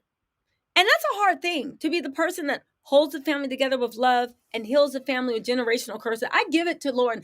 That's a heavy burden to carry. And the fact that not only does she carry it, but she wants to do it, I give it to Lauren. When I heard that, I was like, you have to be a gentle, good soul inside. Not perfect human, but gentle, good, to take on that weight of being the one that heals your family spiritually, or even wanting to do it. Because it's a lot, right? It's a lot. Also, y'all, I think I saw there. Are y'all gonna be on YouTube tonight? I might go live later, maybe at 10 o'clock. I think I want to see. I don't know why. So Fallon hasn't been live for a while. I think I saw that Fallon was going live at 9 p.m. tonight on YouTube. I think I'm gonna watch her live and see what happens, and then I'll go live maybe at 10 o'clock. I think, depending on what's said. But I'm really curious to see what she's gonna say, because y'all know from my last video, I don't know. Porsha kept mentioning her baby's name, and some girl, I don't know, mentioning anybody's name that's associated with me. I don't know how to. I don't know how I would take that. Anyway, but I'm wondering what she got to say in the live. Okay, so anyway, right? Let's get into this, right? Okay, so she said at 29 years old, right? Listen, I said at 29 years old, I had ignored my gut, that divine intuition trying to protect me from dangers unseen so many times during our courtship and our engagement that today had to be perfect. For instance, this is important, y'all. Pay attention. And hit the like button too, y'all. Come on. It's only like 78 likes. And it's like 1,100 of y'all in here. Why y'all always got me out here begging? Seriously. God. Anyway, she said, for instance, Mark Cardell told me that he had used his ex-fiance's ring to create an emerald cut engagement ring. I wanted to cut off my finger. It burned so bad from the faux pas. It wasn't even my style. I remember thinking, you're actually telling me this? You're admitting that you traded in your ex's ring for mine? Even though Brandy had given the ring back, there she was again, popping up in the middle of our covenant. Yeah, I got a good deal on this ring. He tried to persist, not realizing the gaffe. Right? I love it. I lied. Porsha is willing to do, listen, Porsha is willing to do whatever she needs to do to get ahead. This man told you that he took this ex's ring and that somehow became your ring and you're cool with it. Girl, you ain't nothing but, Porsha's not even a side chick. Because from what I read in books, right? I don't think any of my girlfriends have ever been a side chick, or either that or they didn't admit it to the group, because ain't none of our friends down with that shit at all. It's like, girl, don't you love yourself more? Like, it's not even the morality thing. It's like, girl, don't you think you're like, it would literally be Destiny's Child. Girl, I can tell that you've been crying. Remember when what was it? Beyonce was like, take a minute to sit right down. Let me hear what you've been thinking. And Kelly, and they were all talking to Michelle about, girl, I can see that you've been crying. Yeah, that's how we are. It's like, girl, what you doing being a side chick? But the fact that Portia is conniving, and it's actually a little bit more insidious, that you are fine to be a permanent mistress as long as your needs are being met. But along the way, you're doing what you can to break the relationship up. Listen, sounds like a narcissist to me, right? I should have asked Cordell why would he even think to give me someone else's engagement ring, but I couldn't. You couldn't ask your fiance why he would think to give you someone else's give him your fiance's engagement ring, or are you just a bit sick in the head? And when you had that woman's engagement ring on your finger and you had that woman's man laying in your bed, you felt good. It probably, woo! Giancano won. Thank you. Giancano won. Thank you for the super chat. Thank you. I'm not super chat. Welcome to the Tattle Tells family. Thank you, Giancano won. And welcome to the Tattle Tells funny family. Welcome. Y'all, let me tell y'all something. I don't care what Porsha said. She was enjoying wearing that woman's ring, just like she was enjoying gallivanting around Atlanta with Fallon's husband at the time. She was enjoying it. And again, how Scotty White Nature, if you don't watch Scotty White Nature, go take a look at his channel. I think it was on Twitter, on Instagram. Scotty White Nature was like, whether or not Fallon had a baby while she was married to Simon don't got nothing to do with Porsha, because that was between Fallon and Simon. Now, here's the thing. The timeline does add up for Fallon and Simon by what Fallon said. Tristan Thompson's girlfriend, mistress, whatever she is, got pregnant on March 13th, and she had her baby on last Thursday. Fallon got pregnant earlier or later, doesn't matter, and she had her baby. Most women don't carry a baby to term. If you guys don't know, women are not pregnant for 9 months. They're actually pregnant for 40 weeks, which is closer to 10 months. Most women, so when you have your due date, it's actually 40 weeks, which is closer to 10 months. And most women have their babies early, and especially, 39 weeks. And especially, right? Especially to the point that it's when it's not your first child. This is what I heard. When it's not your first child, you don't carry. Poor Fallon's due date was, I think she told me in one of the interviews, go and check my interviews with Fallon. I believe she said her due date was December 2nd. So if you add it up, that means Fallon actually carried the baby to 39 weeks. So whatever. But my point is, right?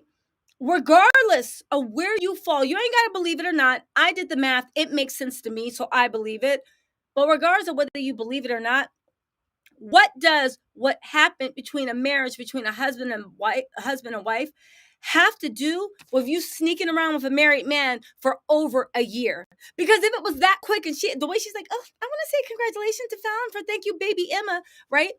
If it had happened for over a year, why were you hiding in Costa Rica, hiding in whatever, hiding in Airbnbs and VVROs in Ecuador and everywhere else? Why were you hiding if you weren't doing something wrong? Again, what happened in a marriage ain't got nothing to do with you, and you know it. And again, we have from Portia's own book, almost every chapter. You were fine being attacked. You were with R. Kelly while he was with Andrea Kelly. And isn't it funny that Andrea Kelly actually gave Porsha divorce advice? Do you think our Andrea Kelly, when she was giving Porsha advice, knew that Porsha knew R. Kelly for real? Do you think that she knew that that was her man, her boyfriend? Do you think she knew that she was staying at that house? You know what's so funny? Andrea ain't never stayed at that house. I'm just saying. We know where Porsha fell in that lineup, but Andrea was never stayed at that house. So I don't know. We see by this book that Porsha don't got no trouble being a long-term. She was dating Cordell for a year because he was paying for ain't never been in a house. He don't got no problem being a long-term mistress, wife, hoe, whatever you want to call it, right? I'm not judging, but it is what it is. This is out of her own words. Now, let's get into this, right? Oh, also, back to the wedding ring. Girl, you obviously get off on taking people's men. Maybe that's something to do with childhood because you according to you, your father was always like showing the new woman. This and Lauren's mom. I saw a tweet from Lauren today. I say I agree with it. Lauren's mom was not a mistress. Lauren's mom, I think Portia's mom had ended with her dad a year earlier before he started dating Lauren's mom seriously. Now, my sources are telling me that at one point they all lived under the same roof. However, Lauren's mom did not steal Portia's dad from Portia's mom. Do you see what I'm saying? Lauren's mom didn't do that. However, in Portia's book that we're reading, chapters 1 to 4, she talk about how they talk about um how do they talk about? She talks about how her dad was always showing all his attention to the other woman. Hey, Simply Classic. Simply Classic wants to say, hey, thank you for the super chat. But Portia's dad was always giving his love and affection to the mistress, to another woman, to somebody that wasn't her mom. Lauren's mom was not a mistress. She wasn't the other woman, but she still saw another woman. I think Portia delights in being the other woman. I think it scratches a very sick need she has. And I'll tell you the truth. I think when she talking about it hurt her to have Brandy's ring on her finger, I think that's a goddamn lie. I think it probably made everything better. I think it made the kisses sweeter. I think she felt like she had won. Portia is not a girl's girl, and she's a very, very cruel person. I think she delighted in having that woman's finger ring on her finger because you cannot tell me that a man that has taken you on $80,000 shopping sprees, right? You cannot tell me that a man that has taken you on, hey, Nat, thank you for joining the Tattle Tells. We got Nat up in the building. Thank you so much for joining the Tattle Tells. Woo! Make sure you look at the old video that's up from last Friday that tells Simon's family calls in and spills tea and dirt on him. I spilled some tea and dirt on Porsha, oddly enough, and her family and whatnot. Give you a little backstory. But also, there's some Real Housewives of OC stuff in there. And this Friday, y'all, I got a bombshell that I am dropping, and you are not going to want to miss this. But we have a bunch of videos. Go watch them, and they're going to literally keep you company while you're getting dressed, while you're at work, while you're doing your hair, while you're ignoring your man, your child, and your boss, maybe all three at the same time. Give those kids some Oreos and tell them to leave you alone. Your boss ain't talking about nothing important, nothing. He can listen. Also, for all you corporate heads, yearly evaluations are over, baby. Your bonuses are already locked in. It's time to act a fool. Your bonuses are locked in. They can't take them away. Act a fool. Christmas break is next week. Even if you act a fool this week, just listen to me all week. They can't do anything. They can't take your bonus around. Your reviews already happened. So it's time to act a fool. They ain't going to start noticing again until after New Year's Eve. So go in. Anyway, here we go, right? Porsha don't care. She love it. I don't care what anybody has to say. Also, Nevaeh Ariklet, welcome to the Tattle Tells, right? Welcome to the Tattle Tells, right? Listen. So here we go. Oh, Lily, the red lipstick. I know for a fact that Slime Ball is under a fake name with my membership. He even knows my membership is $4.99, baby. You ain't got a lot to kick it. And guess what, baby? In the words of Claudia Jordan, file a lawsuit if you bought that life. In the words of Claudia Jordan, we'll see whose money's longer. It's cool, baby. Please know it. I am anointed. I am anointed in the blood of law. Please know, baby. That's one thing we ain't got to worry about here. Protected from every angle. So anyway, here we go. Right?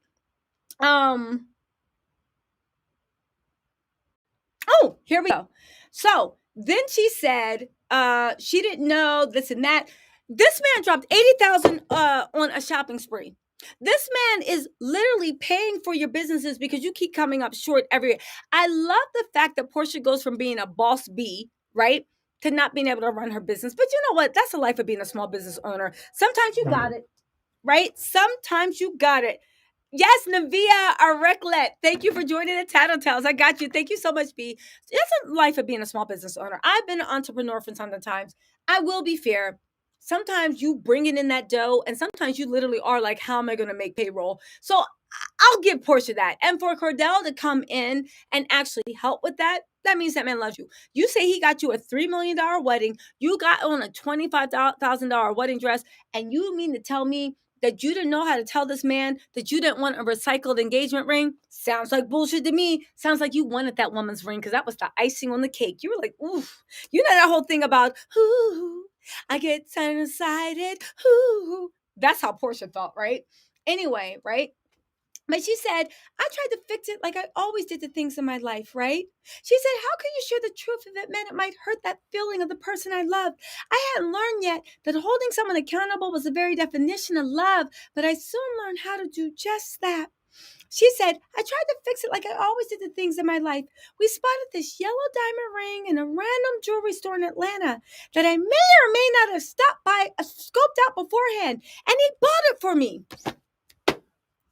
Ma'am, so you mean to tell me that you're trying to say that you didn't know how to tell this man you didn't want his ex-fiance's engagement ring? But yet y'all were walking around, you picked out, and this is a pattern. You picked out the ring you want, which was a yellow diamond ring, and he walked right in to that store and bought it for you. No questions asked. Ma'am, you wanted that woman's ring, and that's sick. That's sick. So anyway, but Porsha likes to step into people's lives. You saw after oh,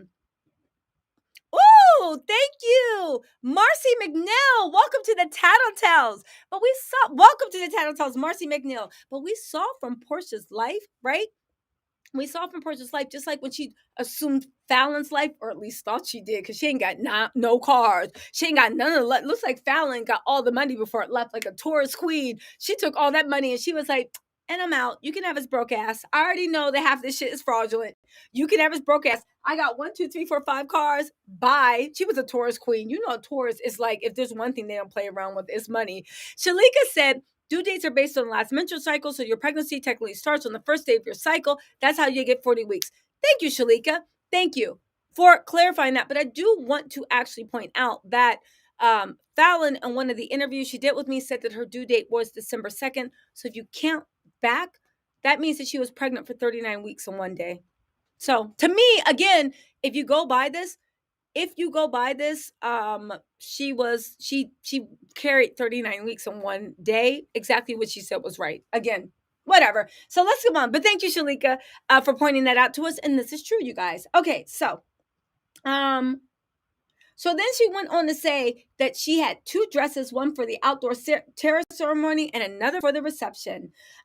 She goes on to say that Cordell had sprung a prenuptial agreement on her to close the wedding without warning or prior discussion. Now, here's the thing with Cordell. She keeps trying to paint him as this controlling, like sleeping with the enemy maniacal dude, right?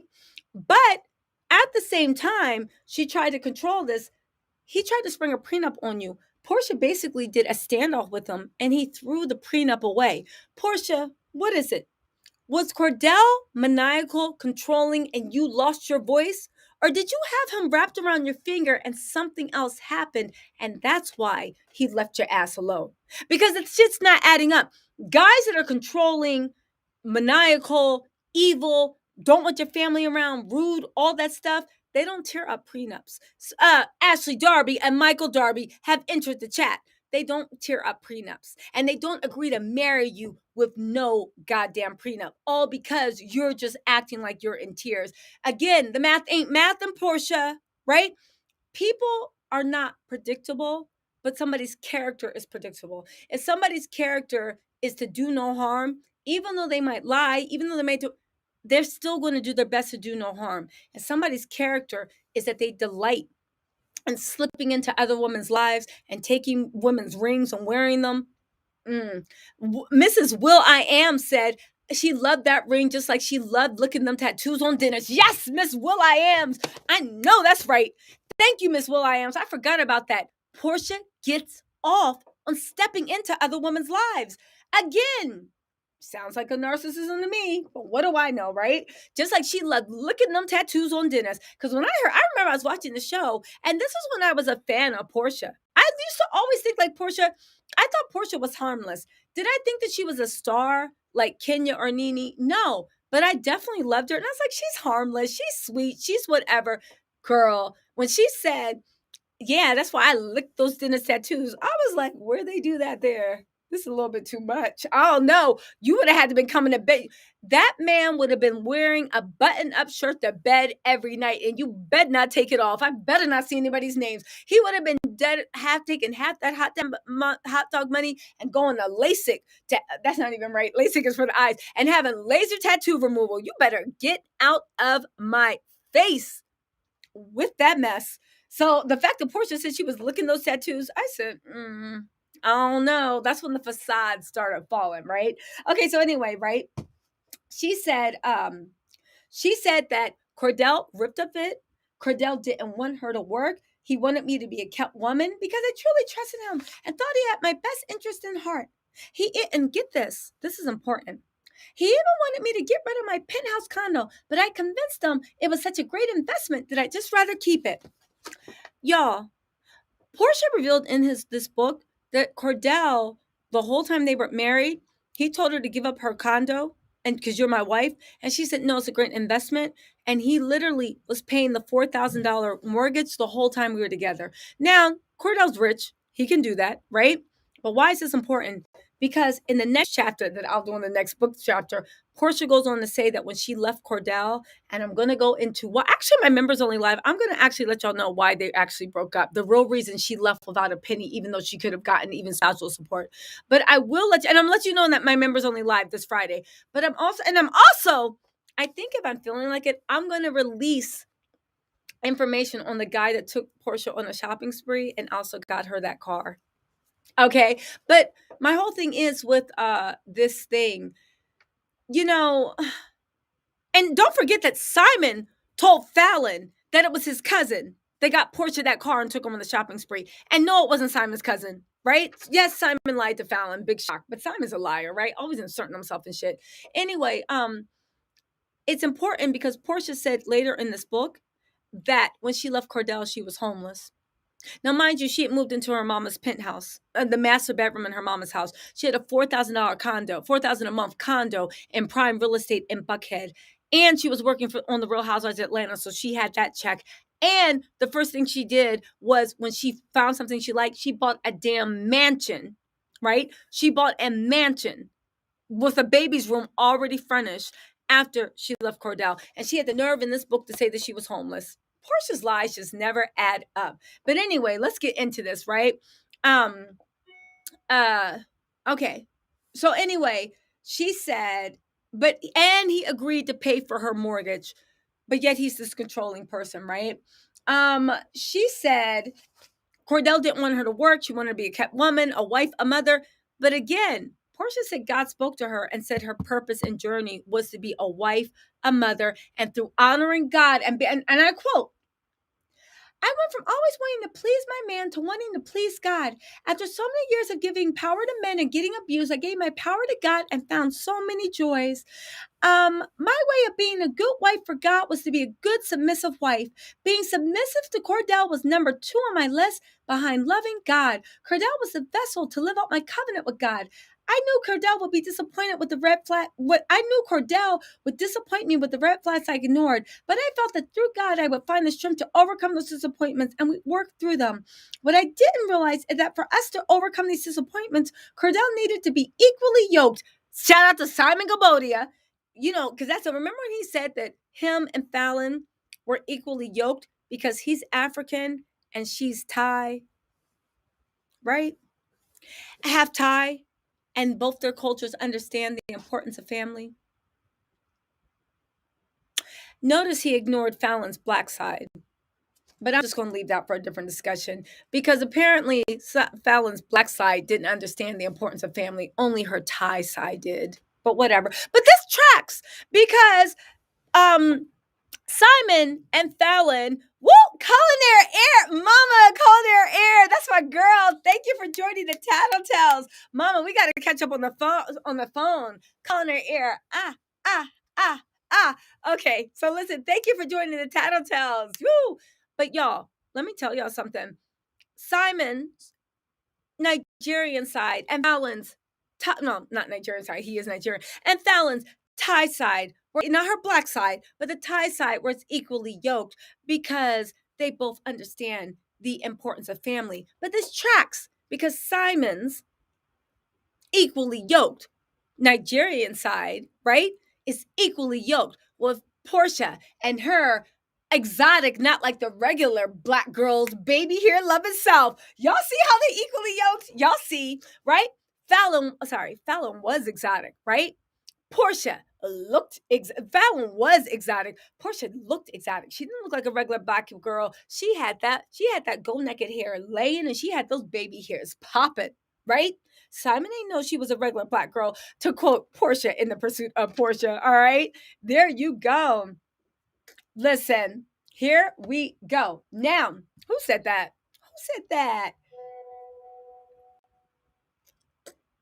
Don't forget also, in the interview with Fallon, Fallon did disclose that Simon tried his best to make Fallon cut off all her family. And it looks like he's doing the same with Porsha. But you know what? We don't need to feel sorry for Porsha, because Porsha made a deal with the devil. And quiet as this kept, it's looking like Porsha might actually be the devil. So anyway, let's get into this, right? Let's wrap this up, right?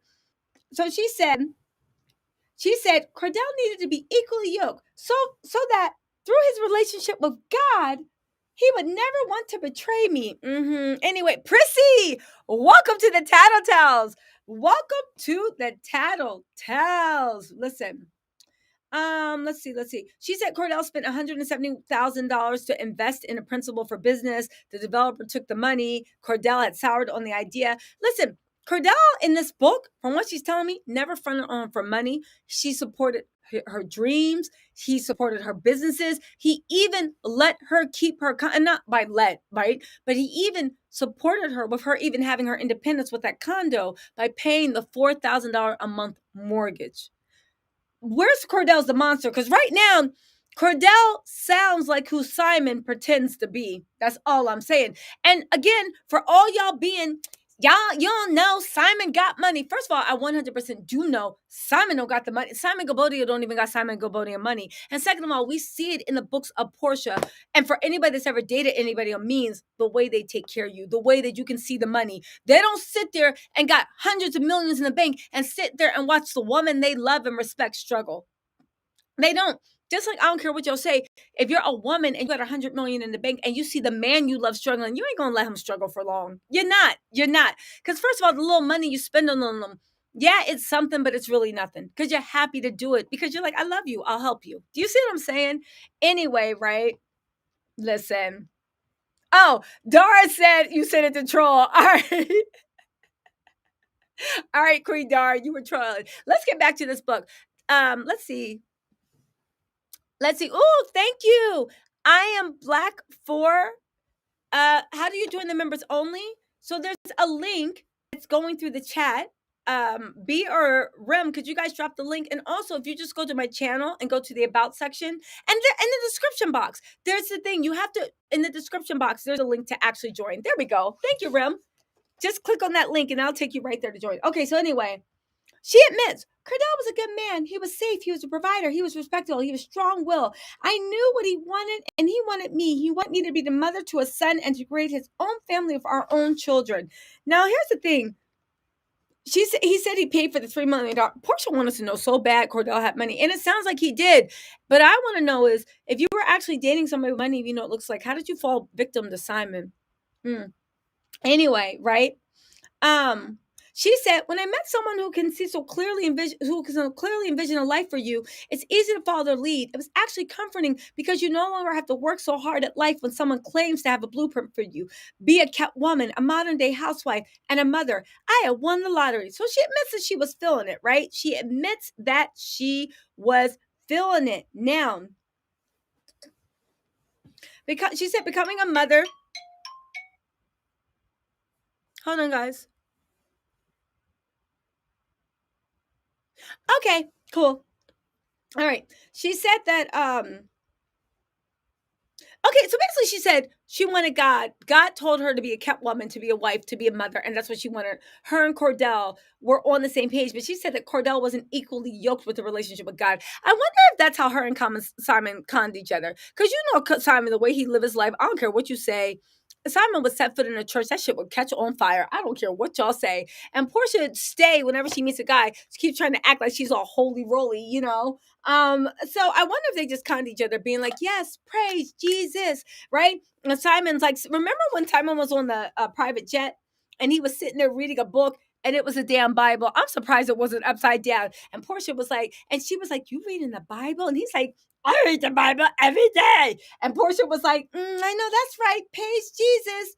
Girl, shut up. Both of y'all were kind of each other. Somebody should have been like, name a verse out the Bible. And both of them would have been stuck, probably looking on their phone for their daily inspirational quote, being like, Corinthians 4:26 teaches us, thou shalt not covet thy neighbor's. Never mind. Let's move on to a different verse. Anyway, here's the thing. Now, she says that becoming a mother to Cordell and Brandy's son was probably the best part of her wedding day, all the other stuff. Cordell did do something weird. He said, looking at his son, he said, "You can call her mom now." From that day on, he called me mom. I wonder if Porsha still has a relationship with Cordell's son. I'm just wondering, right? Because you see how Simon left Fallon's family and didn't say another word to those boys, which is cruel, but in the long run, that narcissist, not my words, but other people said he's a narcissist, shouldn't even be around those kids. But I wonder if not Cordell, I wonder if Porsha and Simon have the word same thing, that when they leave their partners, they leave the kids too, you know? She said she started counseling because she hoped it would help her better understand her emotions as her new role as step parent, and encourage Cordell's son to go as well so he could understand his emotions. Was suddenly having another woman, especially his own mother, was living in Los Angeles. It's funny that you did that with Cordell's son, but with Simon's kids, you couldn't do. Oh, that's right. Simon didn't bring any of the other kids. But I wonder if the kids are in therapy for the way Porsha became their new mom. After but you know what? It's the same situation, isn't it? Porsha was creeping around Cordell, broke up him and Brandy, and became the new mom. Porsha was creeping around with Simon, broke up him and Fallon. I don't care what you say, broke up him and Fallon, right? And then she had those kids in therapy? Maybe she's like, when I break up marriages and homes, I want to put the kids in therapy so I don't feel guilty. Because remember, her mom put her in therapy when, well, her mom's house didn't get broken up, but when her dad left her mom. So, but maybe it was another woman that broke up Porsha and her dad. Ooh, you see those generational curses? Lauren, get to work. You got a lot of work breaking these generational purposes, right? Now get this bullshit. She said, I felt like this moment in my life becoming Cordell's wife and a mother was ordained. I had lived life, had overcome my own battles with falling out of love with the essence of life. I battled losing myself in men and sex and alcohol and work. And when I decided to become a better version of myself, I chose the highest form of myself in order to meet God's vision for me. And the very next year, I met Cordell. I swear to God, Porsha, stay writing her fan fiction. I swear to God, I don't care what anybody says. She is writing fan fiction. Woo! Highly favored. Welcome to the Tattle Tells. Thank you, B. Welcome to the Tattle Tells. Highly favored. Now, here's the thing, right? We talk about the wedding. Porsha's going through all this in her head about her having thoughts about why she shouldn't get married. And this lets you know everything you need to know about Porsha Williams. She's talking about getting married. She said she was in the presidential suite and all the bridesmaid people, when you're in a presidential suite and you're getting married, they have people in the hotel that are specifically to be your butlers, the bridesmaids butlers. So they're running around, right? And there's a wedding planner. It's a $3 million wedding. They spray no expense, right? Everybody's trying to remove the stain. She's like, no, the stain is an omen. I don't know. She's really questioning things. She said, so the wedding planner comes up and says, this is for you, and handing me a small ring-sized box. Immediately, I knew it was a wedding day gift from Cordell. He'd already bought the crystal Louis Vuittons that would carry me to the glass altar. He paid for the whole damn wedding. Porsha, shut up. Which was surrounding by cascading crystals and flowers. Inside there were a pair of diamond earrings. It was the second time I cried that day. A few minutes later, however, the wedding planner came back and handed me another bigger box. This is for you, too, she said with a wry smile. When I opened the second box to see a bracelet that matched the earrings, it felt like confirmation. This was going to be perfect. So Porsha was having all this misgivings about getting married to Cordell. what it meant to be submissive, what it meant to be a wife, becoming a stepmom, doing all this shit out and the third. What calmed Porsha's mind? What let her know that Cordell was the man for her? What let her know that she was doing the right thing? Well, I'll tell you. Cordell sent her diamond earrings, and sent her a diamond bracelet. And when she saw that, it confirmed that Cordell was the man for her. Y'all, listen, I'm not falling into that Pollyanna thing where you need to marry for love. No one at all wants to be a bum, right? I'm not talking about, like, you got your own and there's somebody living under the 409 in a Kenmore box. No shade to people that are housing insecure, because I know it's a myriad of things. Nobody wants to be housing insecure. But I'm saying, if you got yourself together, I'm not saying you have to like get someone that doesn't match your energy, match your ambition. What I am saying is, when you are seriously having thoughts about whether somebody is mentally your spiritual partner, mentally your life partner, and when you are sitting here talking about all this holy roly, God sent me, the convictions of the life, I was sent to be submissive and build, and through honor, God comes first, Cordell comes second, but through honoring Cordell and going through all these hardships, I honor God, and through serving Cordell and being submissive, I submit myself to God. And then you say, through all these doubts, the one thing that calmed your mind wasn't God's voice, wasn't religion, wasn't faith, no. It was the fact that Cordell had given you a diamond earrings and diamond things, because that's when you say, yep, I damn sure got the right one. And listen, ain't no shame in your game. If the reason you married someone is because, that's like a man will marry someone because they think a woman is beautiful. The reason you married someone is because of how well they provide. Ain't no shame in your game, right? But to sit here and throw God in it and hide behind God, Porsha, shut up. Just shut up. Shut up, right? Cordell loved me. And after working so hard to create a legacy for myself, it felt nice to choose to be a part of someone else's legacy again. Girl, you ain't got to lie to kick it. You got a rich man, and it felt good to marry a rich man. Please keep God out of your shenanigans. I know God was in his Nene voice was like, what I got to do with this, right? Anyway, she said when she walked to the altar, she saw her mom holding hands with Cordell because there was a picture of her dad. That's kind of sad. And all she saw was a dark cloud hanging over her mom's head. The entire ceremony, she could always sense whatever energy her mom's putting out. Porsha's a Cancer, I believe that. Whether she's trying to hide it or not, I felt in my heart that she was completely unsure about my marriage. I knew how much it had taken her to offer the encouraging words to me earlier about marrying Cordell, but she was calm beneath my wings. But that didn't stop her from seeing the train wreck before it happened. But as any parent knows, you have to let the bird fly. One of the red flags her mom saw was that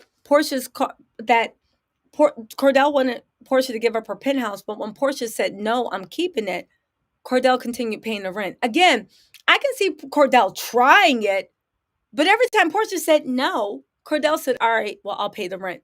Again, where's this controlling maniacal person, right? Also, right? Oh, thank you, babes.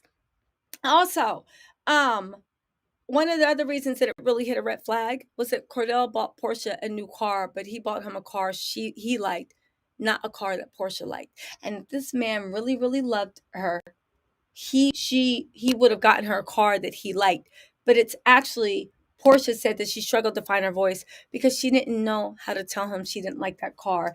Just like she didn't want to sound ungrateful and spoiled, just like with the first engagement ring that he gave her. She didn't know how to tell them, but yet you knew how to tell this man you wasn't signing no prenup. Girl, bye. Listen, thank y'all all, Tattle Tells, for joining me for the pursuit of Porsha. I did chapter 5 and I did some of chapter 6. Now there's a lot of juice in the book that you got to get into yourself. You guys go out and buy the book. I'm telling you, I want to hear from you guys and see what you guys think. I want to know, by the book so we can have a real book club next time. It would be amazing. And I just want y'all to know, y'all, girl, Porsha is writing her own fan fiction. But again, let me know in the comments if you're watching this on replay. Do you believe this bullshit? Do you think I'm being cynical? What is going on there? Listen, I hear you, Nads, right? I'm not a religious I'm not a religious person, but I don't know why she plays with God so much. But maybe God said, you're going to keep my name out your mouth, and we'll see. No weapons formed against me will prosper. But anyway, you guys, thank you so much for joining my members live. Let me know in the comments next week if you want me to do a few other chapters. There's still so much juice in the book.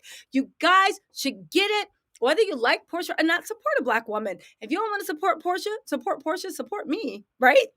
We both women. But all jokes aside, let me know if you guys want me to keep doing book club. I am doing Will Smith's book also next week, and let me know if there's any books that you guys want me to do book club on. It is going to be fun. Donna Roberts says, I'm not buying no book, I'm gonna keep watching this. But listen, I want you guys to know that there's still a lot of juice I'm leaving on the table in the book. If you buy the book, there is so much more in there. So I'm glad you guys enjoy my dramatic interpretations, but I'm telling you the stuff that actually jumps out at me as fugazi, in the words of Miss Nikki, what's her name? All right, listen. Let me know in the comments, Kathy. I heard you, I will, but let me know in the comments if you want me. In the meantime, buy my little Tattle Tells. It's been fun. And y'all, can y'all go to my channel and watch some of my videos? Come on, mama needs some shoes and Christmas is coming. I need to shower the people I need. Listen, if Porsha is Simon's sugar mama, I want to be somebody's sugar mama too. I'm sick of my boyfriend paying for stuff. I want to literally pay for everything so he could be swinging off of chandeliers, doing full splits and trying to impress me. Cut to my boyfriend being like, girl, shut up. That ain't never going to happen, right? Listen. Jamie Nicole says she needs to be class canceled. Now, listen, I'm not very religious, but I literally was like, why are you playing with the Lord's name like this? Porsha likes to hide every low down thing she does besides her having a loving and having God in her life. And you know why she's equally yoked in Simon Gabodia? Because you know what Simon likes to hide behind? Simon likes to hide behind. Simon likes to hide behind not religion, therapy. Did y'all see his post about, I've done 175 hours of therapy. I'm healed from my trauma. I said, is that the way it works? Right? Is that the way it works? I didn't know. I honestly didn't know that you could, there was literally, you go to a therapist and they're like, sir, you've reached 175 hours. You are now healed from trauma. First of all, going 2 times a week, which most people insurance pay for, right? Is literally, that's only 26 weeks. For 175 hours, that means you did therapy for about a year. Boy, shut up. And again, that's the way therapy works. Some people can go for a few weeks and work through their issues, but when you're dealing with deep trauma, it just don't work like that, you know? But listen, after 3 wives, almost 60 years old, like, listen, oh, Jamie Nicole, mama, girl, I see you in my comments, Jamie. You are a girl. Thank you for joining the Tattle Tells, Jamie Nicole. But listen, like Simon said, do you want...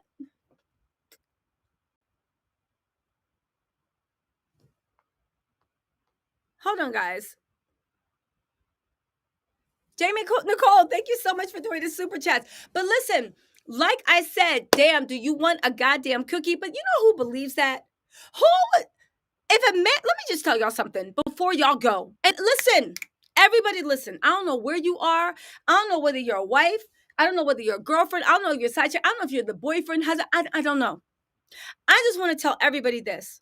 If somebody meets you and they start talking about the power of how therapy held them and told you that they've done 100 or 175 hours of therapy and now they're fully healed and move on for the trauma, you better run because they are the most toxic person in there.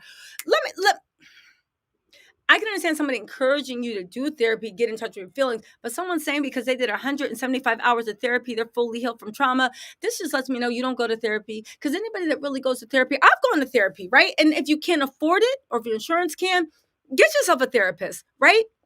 I believe whether the therapist is paid, your best friend, whatever. But if somebody's telling you that they've done 175 hours of therapy and they're healed, they are lying, because therapy don't work like that. Whether it's therapy through church, through your pastor, through a paid, through whatever.